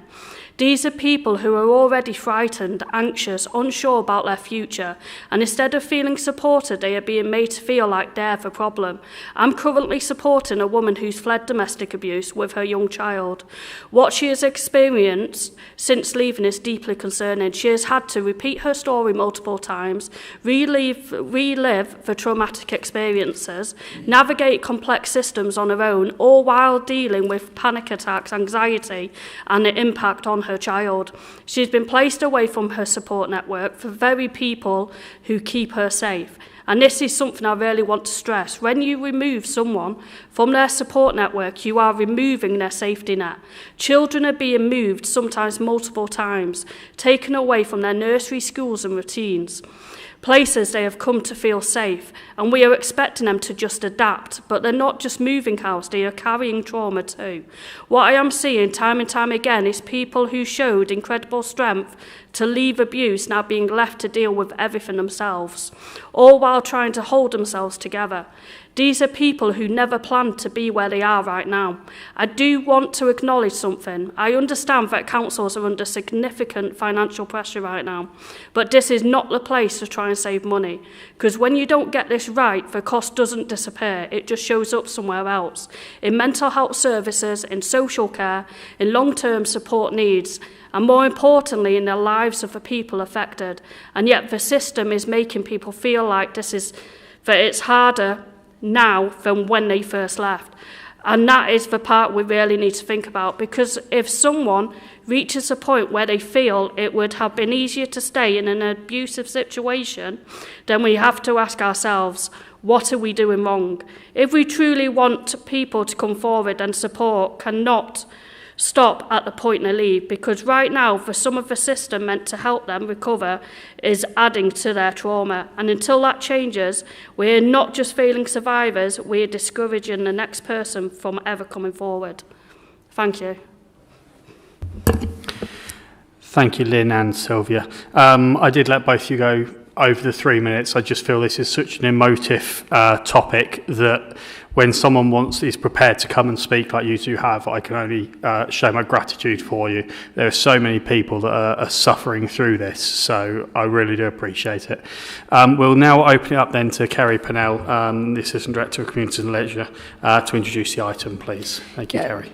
Thank you, Chair, and I'd also like to echo and thank the voices this evening. I know that's not an easy thing to do in a public meeting, and the voices of victims and survivors are absolutely critical to all the services that deliver support for domestic abuse and sexual violence, and have been really listened to develop this strategy, as hopefully the sort of strategy and the pages that describe some of those comments say. Now, that, I think, just to acknowledge what's been said, the strategy is about setting how we work together moving forward. I think it is positive, so thank you for that, but we certainly acknowledge as a system that we don't get it right all of the time. There is lots more that we need to do, and listening and understanding the voices of victims and survivors is absolutely crucial to that. I'll introduce the report, Chair, and then I'll pick up on a couple of the points that have been raised, if that's okay. Just bear with me while I get my page back up. So this is to introduce the draft refreshed county-wide domestic abuse and sexual violence strategy for Northamptonshire. The North Northamptonshire Community Safety Partnership is the statutory arrangement which requires the organisations and partners to work together to reduce crime and disorder. And as this committee is aware from previous discussions, one of the strategic priorities for the Community Safety Partnership is protecting and supporting people from domestic abuse, sexual violence and exploitation. As has already been eloquently said, we have a statutory duty under the Domestic Abuse Act from 2021 that places a duty on us and other partners to develop and publish a strategy to provide support to victims and survivors, and having regard to data evidence and needs assessments in doing that. So we have a well-established domestic abuse and sexual violence partnership board for North and West Northamptonshire, and it comes together jointly as well. And that's all those partners which include our providers of domestic abuse services, such as NDAS, EVE and Voice for Victims, have been absolutely involved in the development of the strategy, along obviously with the councils and the police. And other partners such as health. So it's been informed by a number of key pieces of work, so a county-wide strategic needs assessment, a more recent deep dive into the domestic abuse data that's been undertaken under the serious violence duty, and then last year there was a comprehensive needs assessment done into the safe accommodation provision, and that needs assessment has informed a procurement exercise around a new safe accommodation contract, which is currently out to tender. As I said, the voices of victims and survivors have been taken into account, as well as some of the national context around this agenda, particularly around violence against women and girls. So I think the aims are quite clear, as set out in the strategy. We want the county to be a place where abuse is neither tolerated nor hidden, where victims are believed and supported, and where perpetrators are challenged and prevented from causing further harm. But we also recognise this is a very complex societal issue.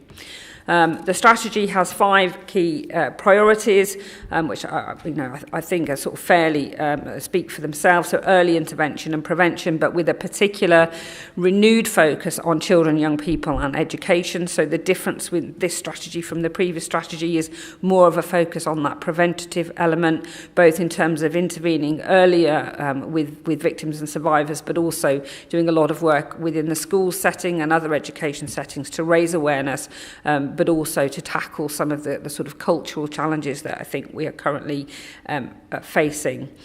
Continuing to support and protect all victims and survivors, and as I've said, that's a plausible aim, but we know we don't get it right all of the time, and we need to keep striving through trauma-informed practice and training of staff across the system, and also raising awareness in our communities to make sure that that everything is done culturally, appropriately, sensitively, and that we put the victim at the heart of everything. And that is how we will deal with priority 3, which is improving trust and confidence in services.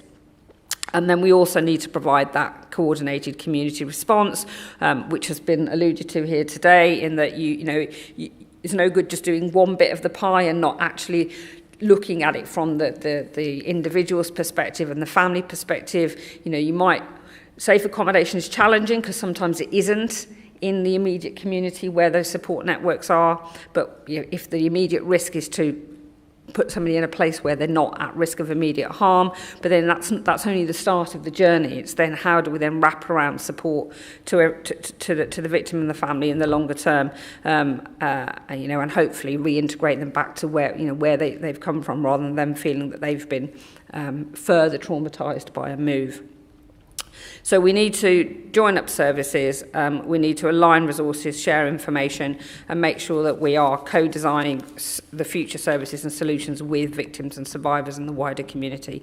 And then finally, holding perpetrators to account, which I think is an area where we've done some test and learn interventions in the county in recent years, but it hasn't, you know, there's not enough of that been done, and we need to think about how we drive that forward moving forward. I think for the first time we've done a lot more work on identifying not just key outcomes but potential performance indicators for the strategy. The last strategy was a little light on that, so you'll see from the strategy there is some KPIs, and a performance framework will be developed, and a dashboard. That dashboard will be further developed and then reported on through the board and to the community safety partnerships, and obviously in a public domain as well. The council receives funding, so funding is a challenge, but it does receive funding from central government to contribute to the delivery of our statutory duties in relation to domestic abuse. I wouldn't be completely honest if I said to you that that funding was sufficient, because in all honesty it isn't, but you know, we do use it primarily to fund our safe accommodation services and the wraparound support that goes with that, but there is plenty more that we need to do, and we continue to lobby government and look at other funding opportunities that come through to continue to expand our service offer and the commissioning that we do. So, you know, I asked the committee to consider and comment on the strategy. Just to pick up on some of the questions, I know Councillor Wilcox wants to say a couple of words, but as I say, completely acknowledge the issues that have been raised. I think a few things to note is that in terms of that longer term accommodation pathway and the comments that were made about it's not just putting somebody into an immediate refuge where there is support and wraparound, it's about that move on accommodation and not putting people into temporary accommodation without all the or other social housing without the support network. So there's recently been the introduction of the Domestic Abuse Housing Alliance scheme, which is for social housing providers in the round that they need to sign up to, and it's part of the regulatory provision for social housing around making sure that much more consideration is given to the housing that is provided and the support that's provided for victims of domestic abuse. But we also recognise that the victim needs to have a seamless journey through the system, and we know, and it's not just about domestic abuse, but that comment that victims have to, or people have to tell their story over and over again, constantly comes up in their interactions with public services. We know that, and there are services that are now being pulled together and provided in the area, which is about that sort of real person-centred and bringing support to the person rather than constantly doing handoffs and you now go and speak to this person, and actually we need to wrap around the victim and the survivor and not expect them to do all the work and the navigating, and we are getting better at that. There was a lot, so I'm just picking out a few other issues. If I can read my own, so I've mentioned Daha. I think just a recognition in terms of the council's responsibility. We obviously have a statutory duty, but it's not the council's responsibility singularly. Obviously, the police do a lot of work where crime is reported to them or incidents are reported to them, and they've invested a lot more heavily in recent years in terms of their domestic abuse provision. But it's a system-wide issue. We all have it's a safeguarding issue. We all have a responsibility, and whilst the funding gets channeled through the council, there are other funding routes, and we do work closely with the Police Crime Commissioner's Office on this agenda because some of the funding gets channeled that way as well. So yeah, I mean, I could say more, but they'll probably come up in the questions, Chair. I didn't know whether you wanted to just say a few words. Yeah. Well, just a few words. I'm not a professional in childcare, in domestic abuse and sexual violence. But I have raised a family, I've been a school governor, I've taken children on trips to the Lake District, I've taken them on away days to the Black Country, that's where we used to go. My children have brought home a mass of other children with them, and they've all got on together. And it doesn't take a brain surgeon to see where there is trouble with children, because they are very receptive and they might be a bit withdrawn, a bit unhappy looking. And so you can pick up on these things. And I've done it before. So as the portfolio holder for communities, and as a member now of the Domestic Abuse and Sexual Violence Board, I shall work tirelessly, hard. I shall put the abused at the forefront of everything I think of when dealing with those issues. Because once a person, I know this because I'm a wise old man now probably, but once somebody's scarred, they're scarred. You're never really going to heal the whole process. They're never going to be wiped clean with whitewash. What you can do is prepare them for a second life of less stress, of less feeling poorly, and being able to strive out there and be a positive member of the community. But once they've been affected, it's how we, and I think as a council, can, with the police, with all these other services, can help them recover. And that goes for, if you have to, and if a lady or a woman with her children, because that's unfortunately how it usually is, they're the oppressed side. They do need help. They do need taking away from someone who's violent. He might be on drugs, he might be on drink, but it's a dreadful situation and they've got to be kept safe. And I shall work hard to see that that happens. Thank you. Thanks for that, Kerry and Greg. Before I open this up then to the floor and everyone to raise questions, I've got two concerns and points I'd like to raise specifically coming in from the public speakers from tonight. For me, listening to what they had to say, there's a huge difference between a victim, a survivor, being brave enough to be able to come forward, which is a massive step in itself. There's a massive difference between empathy that can be given to these victims and survivors, and lived experience empathy, as was clear from from the public speaker tonight, who has lived this and is now helping others.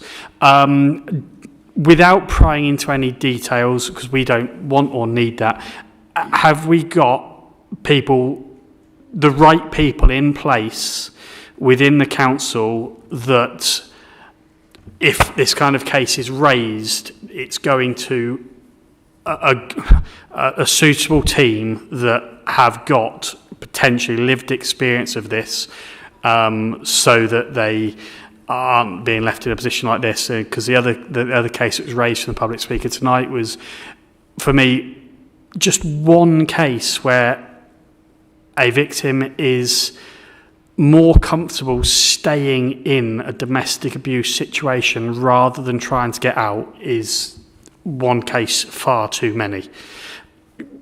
You can only help people when you know they're in this situation. It comes from that step forward, but we've got to make sure we do absolutely everything in our power so that when they're brave enough and they feel able to step forward, that they get as much support as is physically possible and that they're not running around in circles.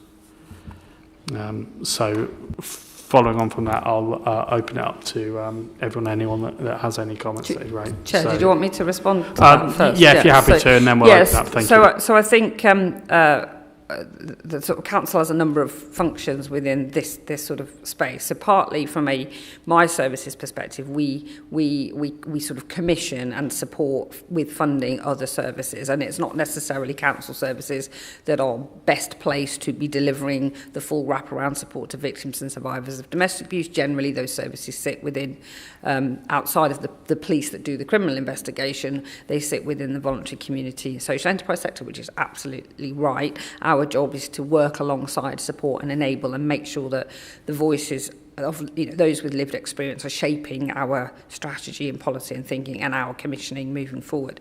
But that doesn't mean to say there aren't council services that are, as we all know, that are dealing with vulnerable people in our communities on a day-to-day basis, particularly adult social care, children's social care, the Children's Trust, and other frontline practitioners. And so those in social care certainly, the whole point, there's lots of trauma-informed practice training that is done, lots of very direct domestic abuse awareness training and response training that is provided to those sorts of services, as you would expect, including our health colleagues and housing colleagues as well, for example.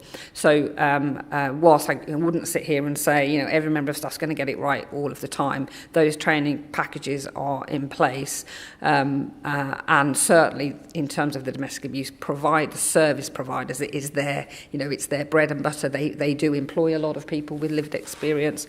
Again, I can't say it's perfect all of the time, but we are acutely aware that we need to constantly keep people up to date with their skills and training, and also that we need to make sure the wider community, because as I say, this is everybody's business, can understand the triggers, know what to do if they're concerned about somebody, know what those support services are, help people to get access to support as quickly as possible, whilst recognising that we know that, like as you said, if somebody's a victim of domestic abuse, they're unlikely to report something at the first instance. It takes a long time for people to feel confident. So when they do step forward, you're right, we need to make sure they get as much support and as possible in the right way, beyond just empathy.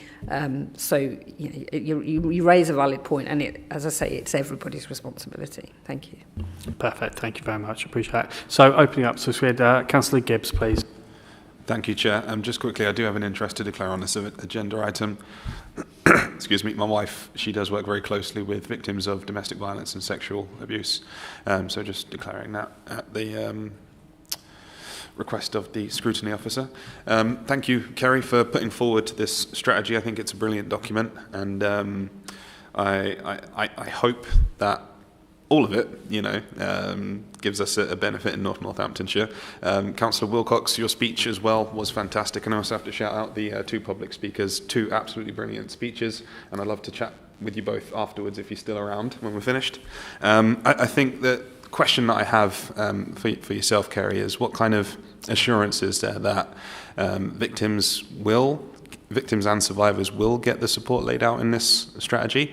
And we're not just going to be scrutinising this again a few months down the line and just looking at numbers. So what assurance is there that this will be enacted and implemented? So it's been developed jointly with those people that deliver the services and through the voices of victims. So it's not just us sort of, as commissioners deciding what needs to be delivered.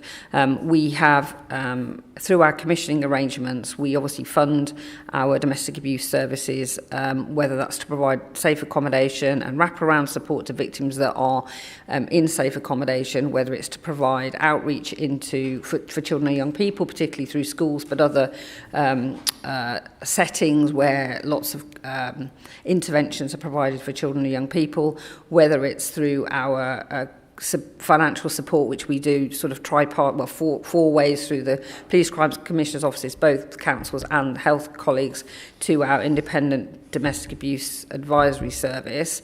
So that there's lots of. We fund all the money we get in gets spent, and it could get spent more than double because it is a pressure. But because we've got those commissioning arrangements, we therefore meet, on a monthly basis with all the service providers. So yes, the data is important. What's the demand looking like? How many cases are being dealt with by those providers? But actually, it's the case studies, it's the personal stories that really bring that to life. And from that, we can sort of understand, well, what is the real impact on people and what are the continued challenges? Because, as I say, we don't get it right all of the time, or the service providers don't get it right all of the time, and that's not because they're not skilled or they're not trying. That's because there are demand pressures, not just because domestic abuse is a prevalent issue, and I think overall it is on the rise. But it's always difficult with domestic abuse to say, well, is it overall rising because there's more of it, or is it rising because people are more confident to report it, which is absolutely what we want. But nevertheless, our providers constantly tell us that they're dealing with more and more victims and survivors every year. So as a system, we have to work out how can we best support those providers and provide the right resource, not just from council resources but other resources, but also how can we make sure through the voices of victims and survivors, through those case studies, that we can see that there is a positive impact. One of the things we look to measure is, which is challenging, and because we sort of primarily can do that through police data and through the service providers data, is not so much are we reducing how many people are reporting in the first place, but are we reducing the repeat victimisation rates? Because that, as I say, people you don't want people to be victims in the first place, but you certainly don't want people to be victims over and over again. So we monitor that really closely. Thank you. Thank you. Will I come to Councillor Baker, please? Thank you, Chair, and thank you, Kerry, for the report and the introduction, and thank you also to Lynn and Sylvia for coming and speaking this evening. As Kerry said, it's certainly not easy to come and speak in a public forum on this subject matter, so it's hugely appreciated. This is clearly a much-needed strategy, and that is evidenced just by looking at the figures on page 17 of the strategy itself, which, quite frankly, are horrendous figures to look at. We should be doing everything that we can to reduce those as much as possible. Picking up on one of the points that Sylvia mentioned in terms of victim reporting and feeling believed or not, I was really concerned to hear that first-hand experience, or second-hand through people that you've dealt with who have sadly had to live through domestic abuse and sexual violence. And then I was looking at that in the context of the KPI on victim confidence satisfaction survey on page 35 of the strategy, and with a 2030 target of 75% of victims report feeling believed, supported and safe. So that is a KPI target in there at the moment of 75% of victims. That doesn't strike me as enough, quite frankly, and I don't understand why we're not striving towards 100%. If we're striving towards 75% in 2030, the report indicates that last year there were 17,572 domestic abuse-related incidents and crimes recorded across Northamptonshire. So if that's the case, and we just take that figure in the context of that 75%, that would mean that we're happy with 4,393 victims' reports not feeling believed, supported and safe. And in those circumstances, a large percentage of those 4,393 reports resulting in a continuation of that abuse because their reports haven't been accepted as believable. I'm really concerned, therefore, that figure is that high if we take that snapshot now of last year and transplant it to a 2030 target. So I don't agree with that 75% target for 2030, and I would like to see that increased to something more closer to 100%. And I think actually that's exactly what we should be striving for. A second point that struck me when reading the report was it's very light on financial abuse, very light indeed, actually. There's a bit of reference to financial abuse on page 24 of the report, but financial abuse is a defined form of abuse under the Domestic Abuse Act of 2021.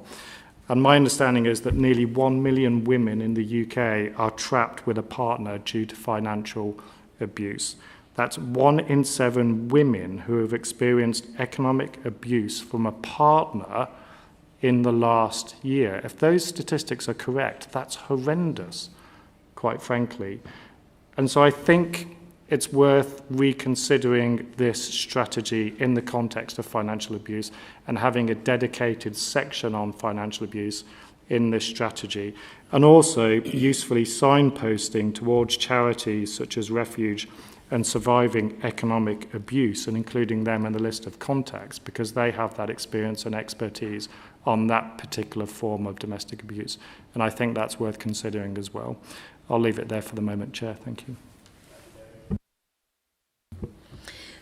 Yes, thank you for that. And I think both of those comments are really useful and very valid. So I'll certainly take back to the group that have been developing this on behalf of the board about the 75%, and that the committee feels that it's not a stretch target enough. I completely acknowledge that, and we will relook at that.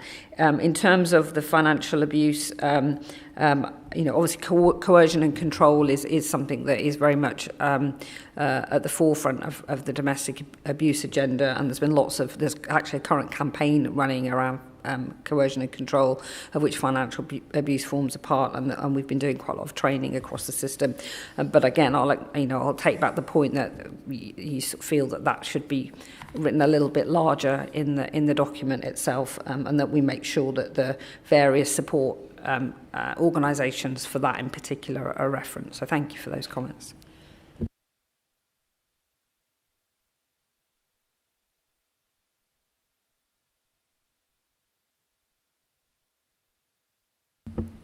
Thank you, Chair. In the domestic homicide review into the circumstances surrounding the death of Marion Price from Earlsbarton, it highlighted clear failures by GPs and hospitals to undertake routine inquiry or signposting to domestic abuse services in spite of the national guidance. I note the strategy commits to sharing DHR learning across partners and strengthening early intervention.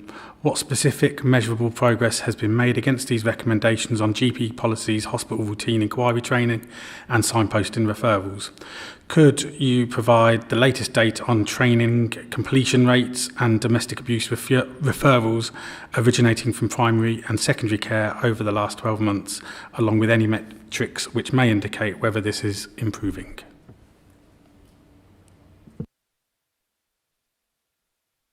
Just writing this down. I haven't got those metrics and data today, but I'm happy to pick that up with colleagues across the system. In terms of the sort of improving routine inquiry across the health sector in particular, one of the things that has happened over the last 18 months or so is that funding has been put into, for one of the domestic abuse providers, NDAS, to directly employ a health coordinator, and the role of that health coordinator has been to specifically get into all of those health teams, both in primary and secondary care. I say all of them, as many of them as possible, to talk about the routine, the inquiry, so that we can both improve the number of referrals that are made from primary and secondary care, but also better equip staff to make those routine inquiries and make it just systemic, which I think we acknowledge at the moment it isn't, for a whole raft of reasons. So there is work going on to improve that situation, but I will take that away and try and get the data for you so we can show what improvement what impact that has made, and then where we're at in terms of that journey. Thank you. I've got further questions. Yeah. The strategy identifies post-abuse support as a priority under minimising harm and justice. Priority under minimising harm and justice, recovery and ongoing protection. In light of the high-risk post-separation period, what targeted protocols or escalation measures are now in place to address coercive control, stalking behaviours and revenge-motivated risks during and immediately after divorce or separation proceedings? That is a really good question. I'm not sure I have the answer to that right now. So just to get it straight in my head, I think the question is about, so I know we're doing a lot of work around coercion control in terms of raising awareness and training for frontline staff, across a lot of settings, but I think you're specifically asking about targeted work that's done with people who are sort of at that stage of coming out of a relationship or going through divorce proceedings. So yeah, I don't have the answer to that, but I will note the question and try and find out if we hold information about that. Thank you.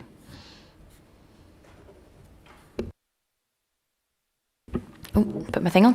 Thank you very, very much. This is a brilliant, brilliant report. It's very, very thorough, but also I do have a very passionate interest in this area, as in it's such a really challenging area, but it's also something that I really think, I've looked at this report in a lot of detail, basically. I'm not going to go through everything that I've looked at, but if it would be okay, I'll send you a couple of things afterwards. But I do want to kind of look at some of the highlights, mainly because I've had a lot of people get in touch with me about this report, and I want to share some of their key things, their key themes that keep coming up, some of which you've actually already covered, things like having to repeat stories, and we've also heard that as well, that the sort of the impact that has on victims. So obviously it's really great that that's being considered and looked at. Some of the big things that have come out, so KPIs and like how we can maybe make this more quantitative, because ultimately it's about the outcomes, and this comes into both the police aspects, and if they don't have the powers to do what they need to do, we need that needs to be part of the strategy, and I don't feel like that came through enough, because pretty much a lot of the cases that we're hearing about where action isn't taken and people are just left with nothing, and essentially being advised even by some of our partner agencies to sort of challenge the police or challenge the decisions being made. So it's a case of, if police don't have the powers they need, how do we get that feedback? How do we start to strengthen them and lobby, as whether that be as a council or councillors? How do we actually really look at that? Also, it kind of links into another point of this being a sticking plaster, if you like, trying to deal with abuse and sexual violence once it's happened. As you sort of said, Councillor Walkers, once that's happened, then we're dealing with the outcome. And a lot of this report and a lot of our work, the amazing work that everyone is doing, is actually predominantly very heavily focused in the sticking plaster end, of how do we help people survive after these things happen. Whereas actually, if we could focus a lot more, or have some really like additional robust strategies in the prevention side, we can prevent a lot of this stuff from happening with some amazing work. So there are some suggestions that I will put forward as like a separate point. I don't want to go into all of those, but things like working with schools. You mentioned about children. We've already got that strength there, but I don't know what powers, or if we could have partnerships with teachers, training with teachers for them to spot. I don't know if that's already happening. Yeah, brilliant.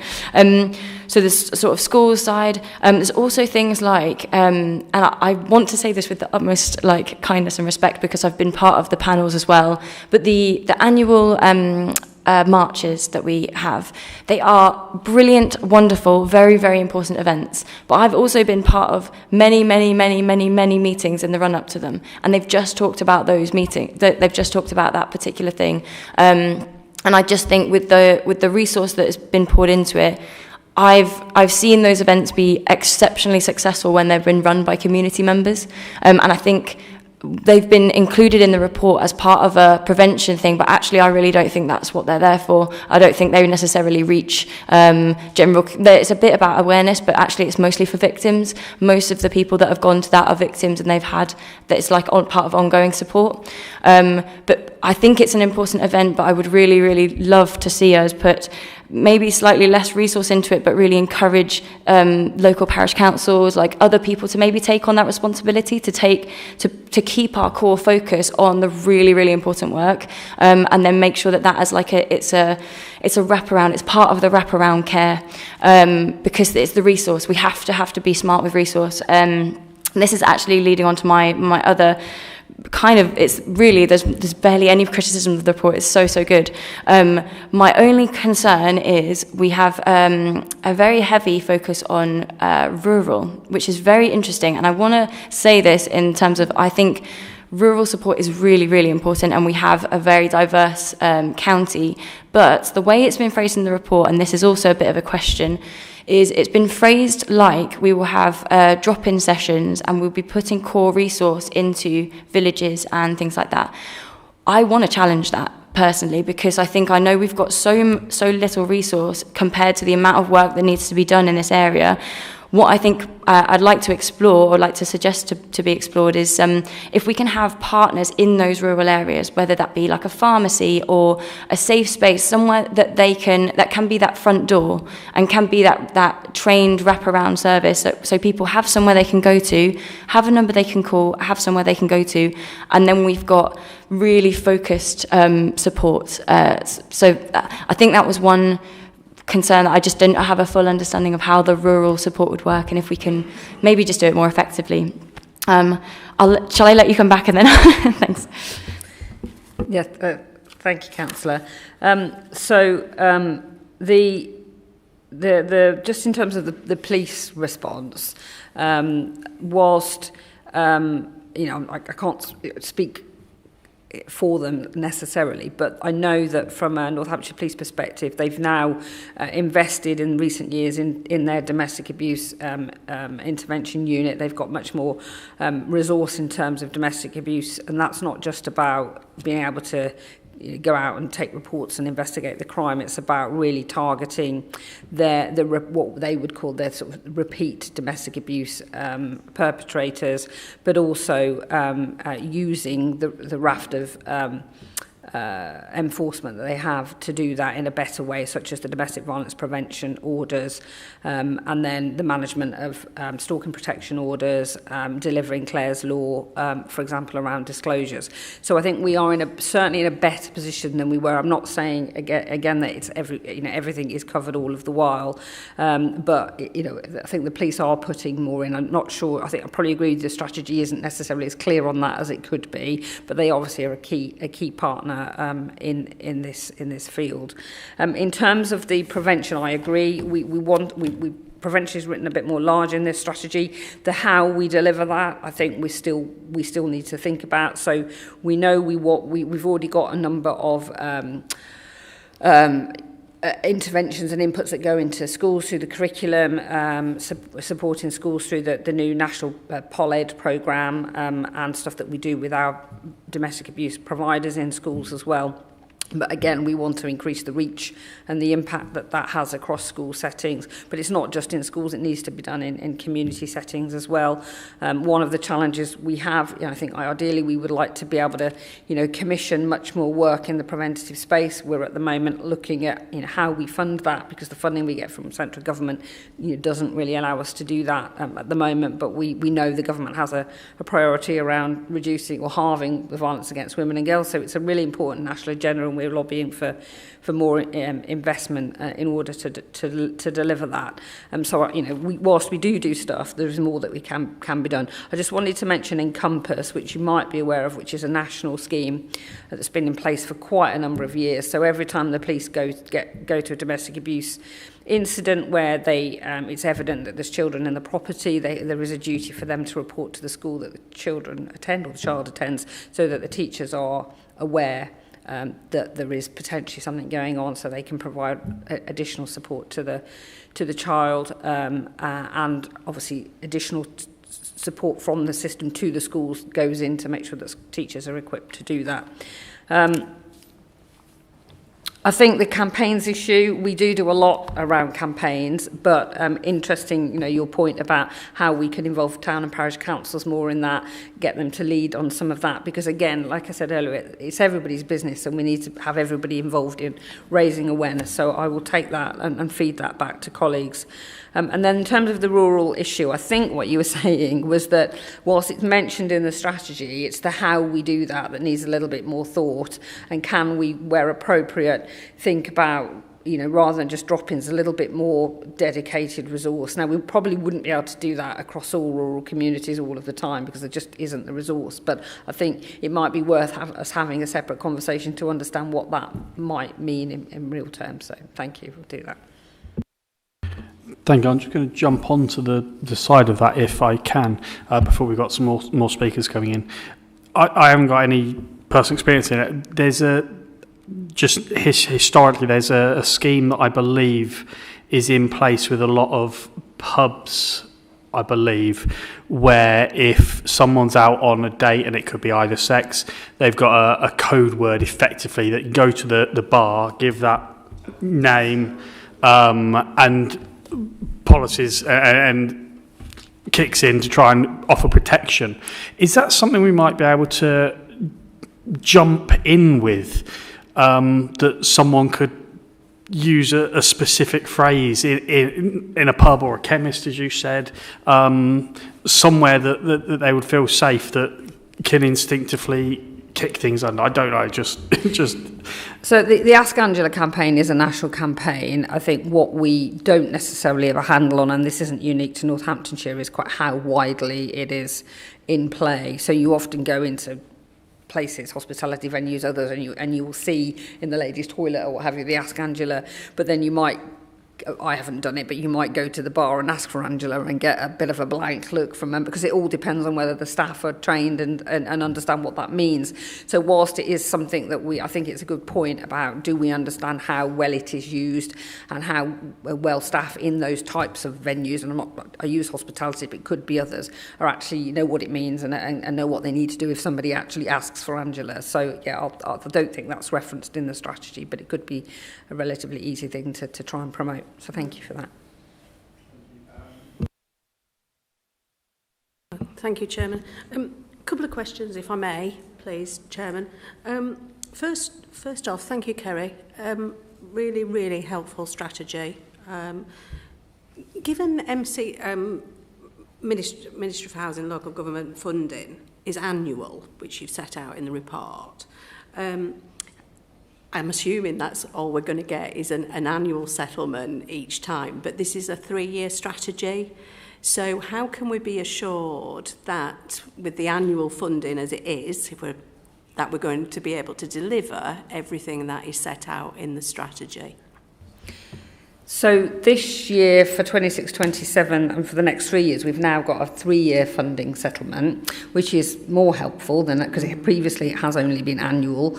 So in a way that helps because it's the life of the strategy. But just to add some realism into that, the amount that we've been allocated it's gone up sort of roughly around inflation over the previous 3 years. But the amount we've been allocated for the next 3 years is static for the next 3 years. So it doesn't have any inflationary uplift. So, and we already know that the delivery of the whole strategy, that money cannot cover the delivery of the whole strategy. There is allocation from the general fund as well, particularly for our IDVA service that Voice for Victims deliver. So we do have other council resource that goes into it. Overall, it is. I'm not pulling any punches, it's not enough money, so we're constantly having to look at where else we can attract money to deliver these really important services, particularly as we want to make sure our services to victims is the right service, but also that we're raising trust and confidence and want more people to step forward to seek support. So we have to be quite innovative and imaginative to think how we can bring in additional funding. So yeah, it is a 3-year settlement, but it isn't enough money, I'm being honest. Mm-hmm. Yeah, so you said about the contract is out to tender at the moment for safe accommodation, and given that there may be no uplift, are you able to, are providers going to be out there who are going to want to tender for that contract? So the safe accommodation contract sum that is affordable within. So that comes from the grant because it'll be a county-wide contract because it's jointly commissioned with West, and then our combined pot it will cover that, and it comes from the grant, so that bit's fine. What the money doesn't then cover is some of the other stuff that we want to deliver. So safe accommodation is fine, and we have got, you know, providers that are interested in delivering or continuing to deliver that, but it's some of the other stuff that we'd like to do that we're going to have to think where some of the prevention stuff we've talked about, where does the money come from for that? Thank you.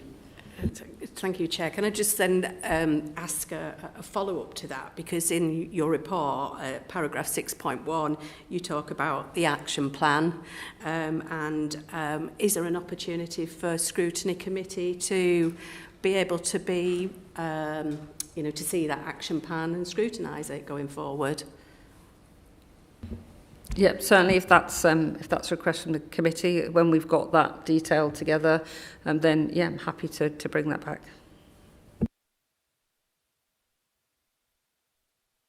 So you'd like to officially propose that, I think, yeah? Please, Have we got someone to second that, please? Councillor Eglin, yes, thank you. Thank you. Yeah, so we'll go straight into a vote on that, and then we've got some more points to come, so I've got something to say in a second. So if we can see all those in favour of that proposal, please. Yeah, that's unanimous. That's perfect. That's great. That's easy. Okay, before we move on, because we've got three speakers logged, including yourself, Emily. But we are now approaching the constitutional meeting guillotine of 9:30. In order to conclude the order of business, because I don't want to stop this here, I'd like to see a proposer and a seconder for us to actually suspend the meeting procedure, Rule 10.1 in Section 3, Part 2, in order to finish the agenda by 10 p.m. Can I see a proposer? So we've got Councillor Eglin and seconder Councillor Baker. All those in favour of doing this extension, please. Yeah, that's unanimous. Okay, that's perfect. Okay, so we'll come over to Councillor Brown, please, again, and then we'll come over to yourself. Thank you, Chair. The Northamptonshire Women's Charter has been signed by a number of local organisations, including NNC, as a public commitment for tackling domestic violence against women and girls and improving responses to domestic abuse. However, concerns have been raised to me that the Community Safety Partnership has published multiple domestic homicide reviews with minimal publicity, no accompanying press release, and limited communication to the public or partner organisations. Can I have assurances that future DHR summaries and recommendations will be accompanied by public statements, community briefings and clearer reporting on implementing progress so that residents, survivors and the bereaved families can see what has actually changed as a result?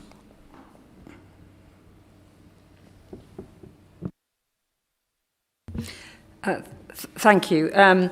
So just to provide some reassurance, there is a county-wide group that regularly looks at all of the outputs that come from DHRs and reviews the progress, and they get reported back to the two community safety partnership boards on a quarterly basis. In terms of the publication of the DHR summaries, so we do routinely publish those at the point they are signed off by the Home Office. Unfortunately, that can be quite some time after the DHR is completed because there is a bit of a backlog, although I think central government are getting on top of that. We do that routinely, but we have to do that with the permission of the family. So sometimes they don't get published, either because the family doesn't give permission for us to publish, or there's other particular sensitivities. But obviously you can redact some of the issues if needs be. In terms of whether we then make public statements about the publication of the DHR, that's a really good question. I don't know for definite whether we do or we don't. So I will take that issue back. I will raise it with the community safety partnership chairs about whether, can we get a clarity on whether we should be issuing, public press releases or whatever the appropriate mechanism is when we publish a summary from a DHR. I'm not sure. I don't think there's a requirement for us to then publish updates on progress against the recommendations, but again, I will seek clarity on that. And if it isn't appropriate to publish those publicly, then again there might be other mechanisms to make sure that yourselves and others have sight of those. So if you leave that with me, I will come back to you on that. Thank you.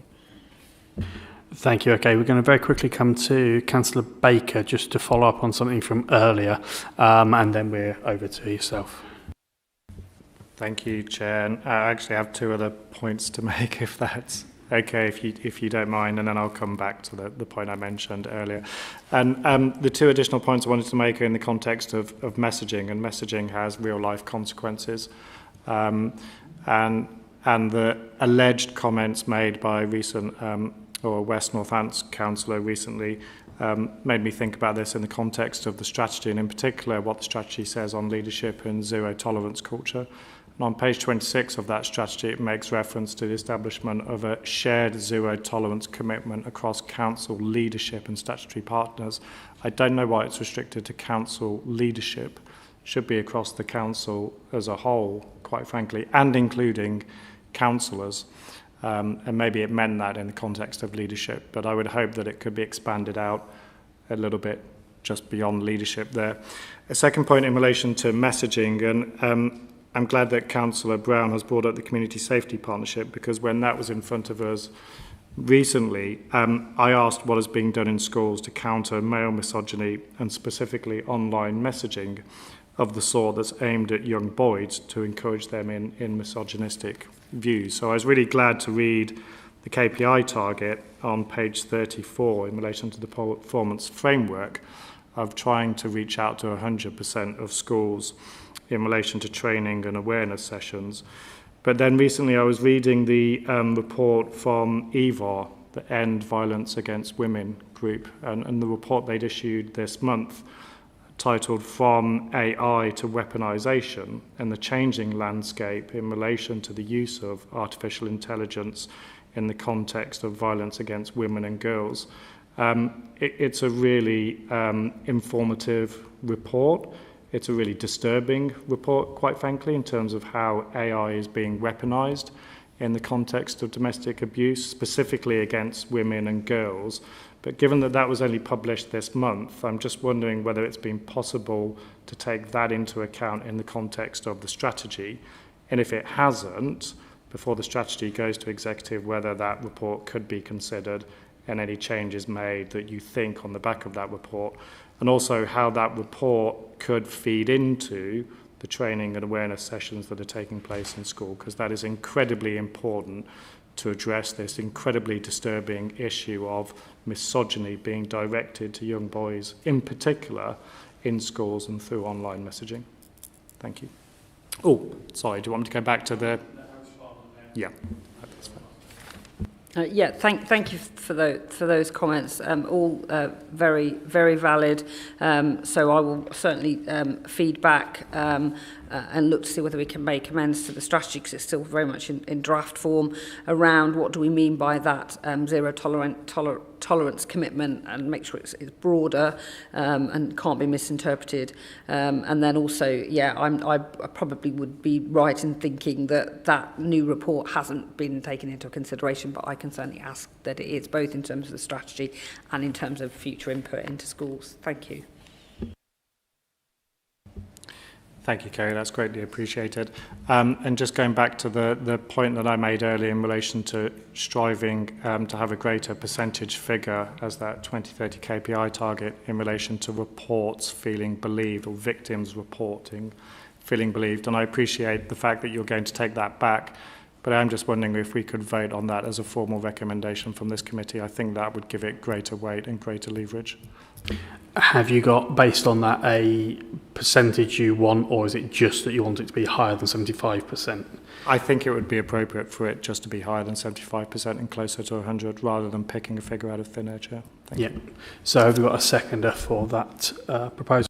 Got Scott Brown, thank you. So all those in favour of that being an official recommendation? Yeah, that's unanimous. That's perfect. Thank you very much. So now we'll come over to Councillor Fedorovich, please. Thank you very much. I just wanted to sort of put in a couple of final little points, kind of things I didn't get a chance to mention. With prevention, I've got a bit around here about the White Ribbon campaign for like advocacy and sort of allyship for men and women. That is something I would really love to see possibly in the run-up to either a year-round campaign, or potentially something in the run-up to the marches. And I would love to see us incorporate into the report utilising town and parish councils for that specifically, to get them to encourage councillors not only to use their platforms to amplify the message, but also, as part of our One Council approach as well. I think it would be great for all councillors at all levels to do that, and also officers, and to share that within their networks and make it a really big thing. It means that we can maybe amplify it a little bit easier.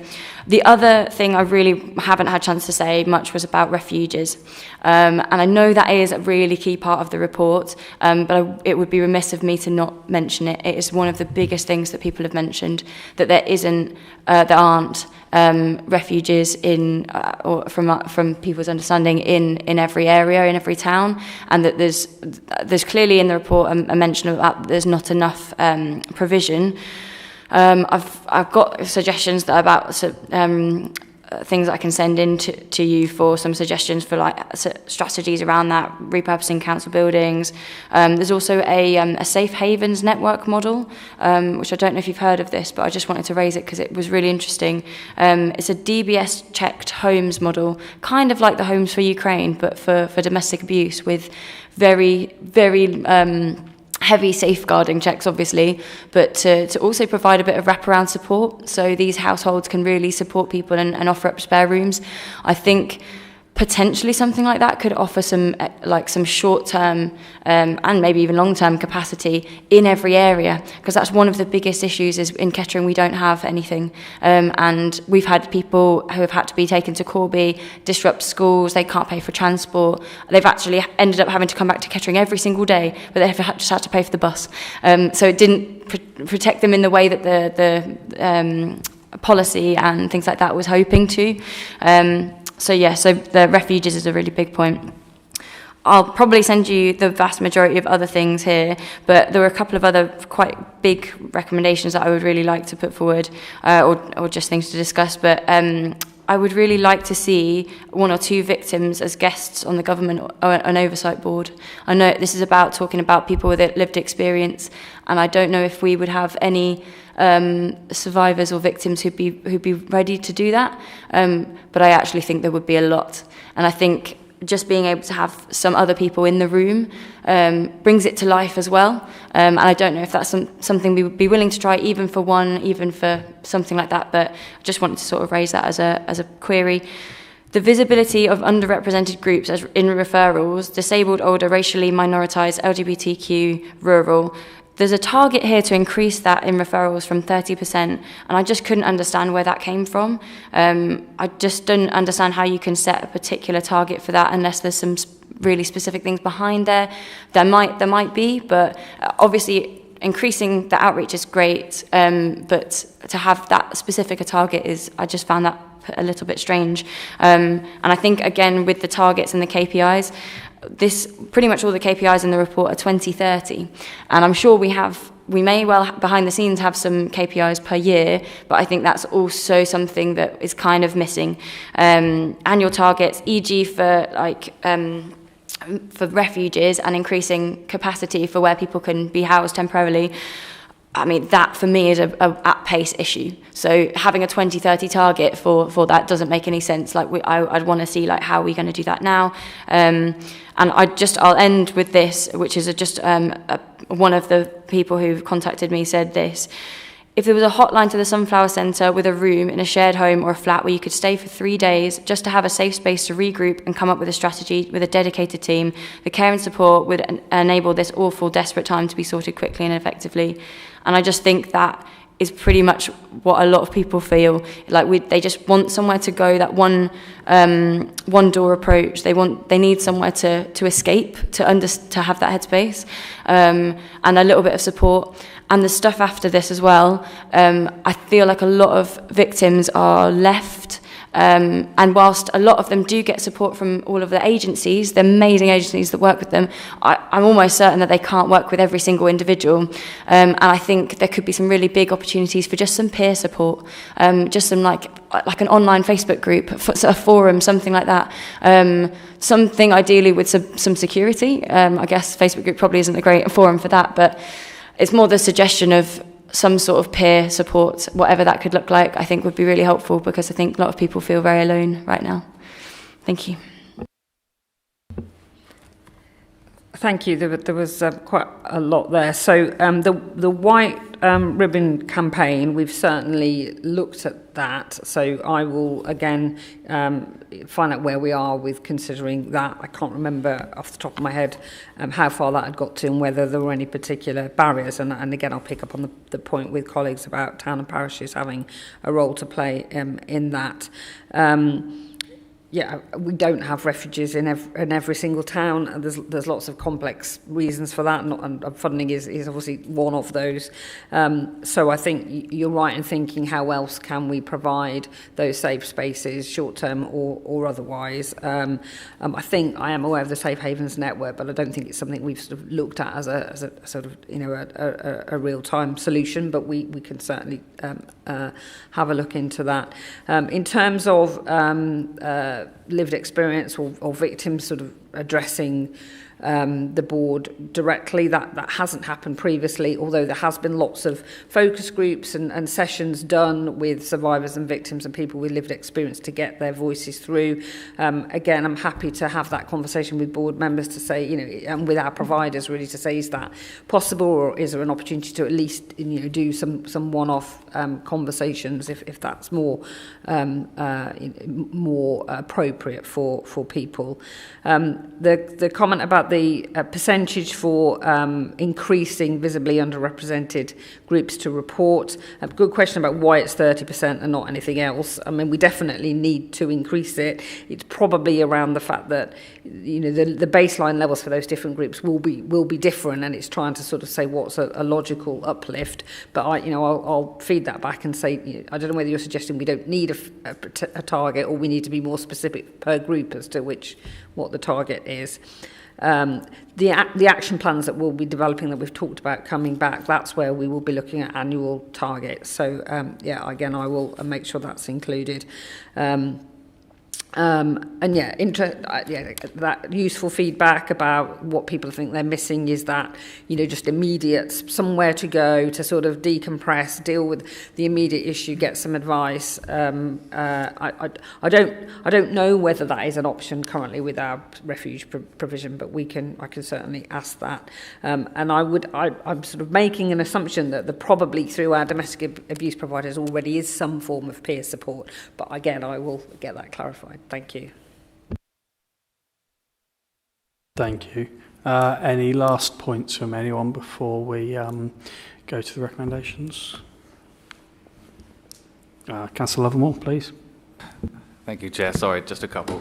I guess, first of all, any of our abusers in Northamptonshire, they should just be thoroughly ashamed of themselves. But going on to a couple of points that were raised by the public speakers. First one around the children aspect. We have to definitely put them first and front and centre of any of this, especially if they've been moved out of their home. Making sure that they are able to get to school is very important, and oftentimes that's their escape from the abuse. So if they are moving to a different area, especially, and I think Councillor Fedorovic mentioned it there, that if they're going to a different town, we should definitely provide as much support as we can to ensure that they get to school.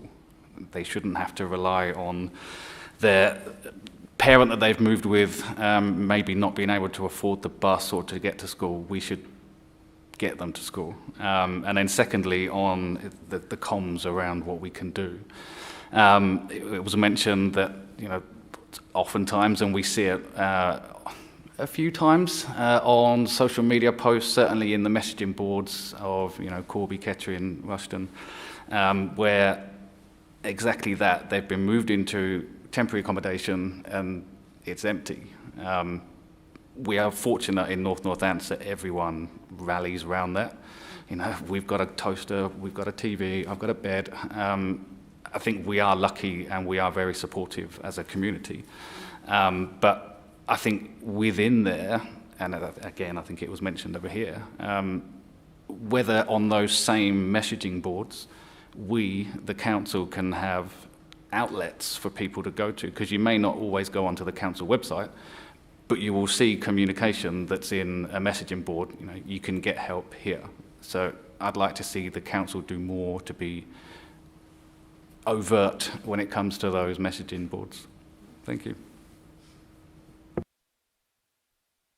Yeah, thank you. All very sensible suggestions that I will certainly take on board and discuss with colleagues. I've written down a question that I will raise about understanding what the actual current arrangements are. So if a child and a family are moved out of their immediate area and the child still needs to get to school, you know, what aren't they entitled to, what aren't they entitled to, and how do we provide that support? Because I'm being honest, I don't know the full answer to that. The issue around people being put into temporary accommodation, it being empty, I mean, it is great that communities rally round, but we need to have a bit more systematic mechanisms to make sure that support is provided, and we do have some services in Northampton that can do that, but I've asked myself a question about do we join the dots sufficiently so that if our domestic abuse service providers become aware that somebody's in TA without anything, do they know where those support services are? And then certainly in terms of the messaging, we do obviously do promotion of the support that is out there for people that they can refer themselves to, but yeah, we don't necessarily use, you know, all of the mechanisms that we could. The messaging boards is something I've written down to sort of pick up on. Because the more we can get that information out to everybody, not just to the victims and survivors, but to the wider community, the better. So thank you for that. Thank you, Chair. Thank you very much. Let's bring this to a conclusion. It just highlights again, before I read the final part, it highlights again on a national level how much of a loss having local police stations has been to many people, having a hub that you know you can go to and there will be safety there. It really is not good on that front, but that's a national issue.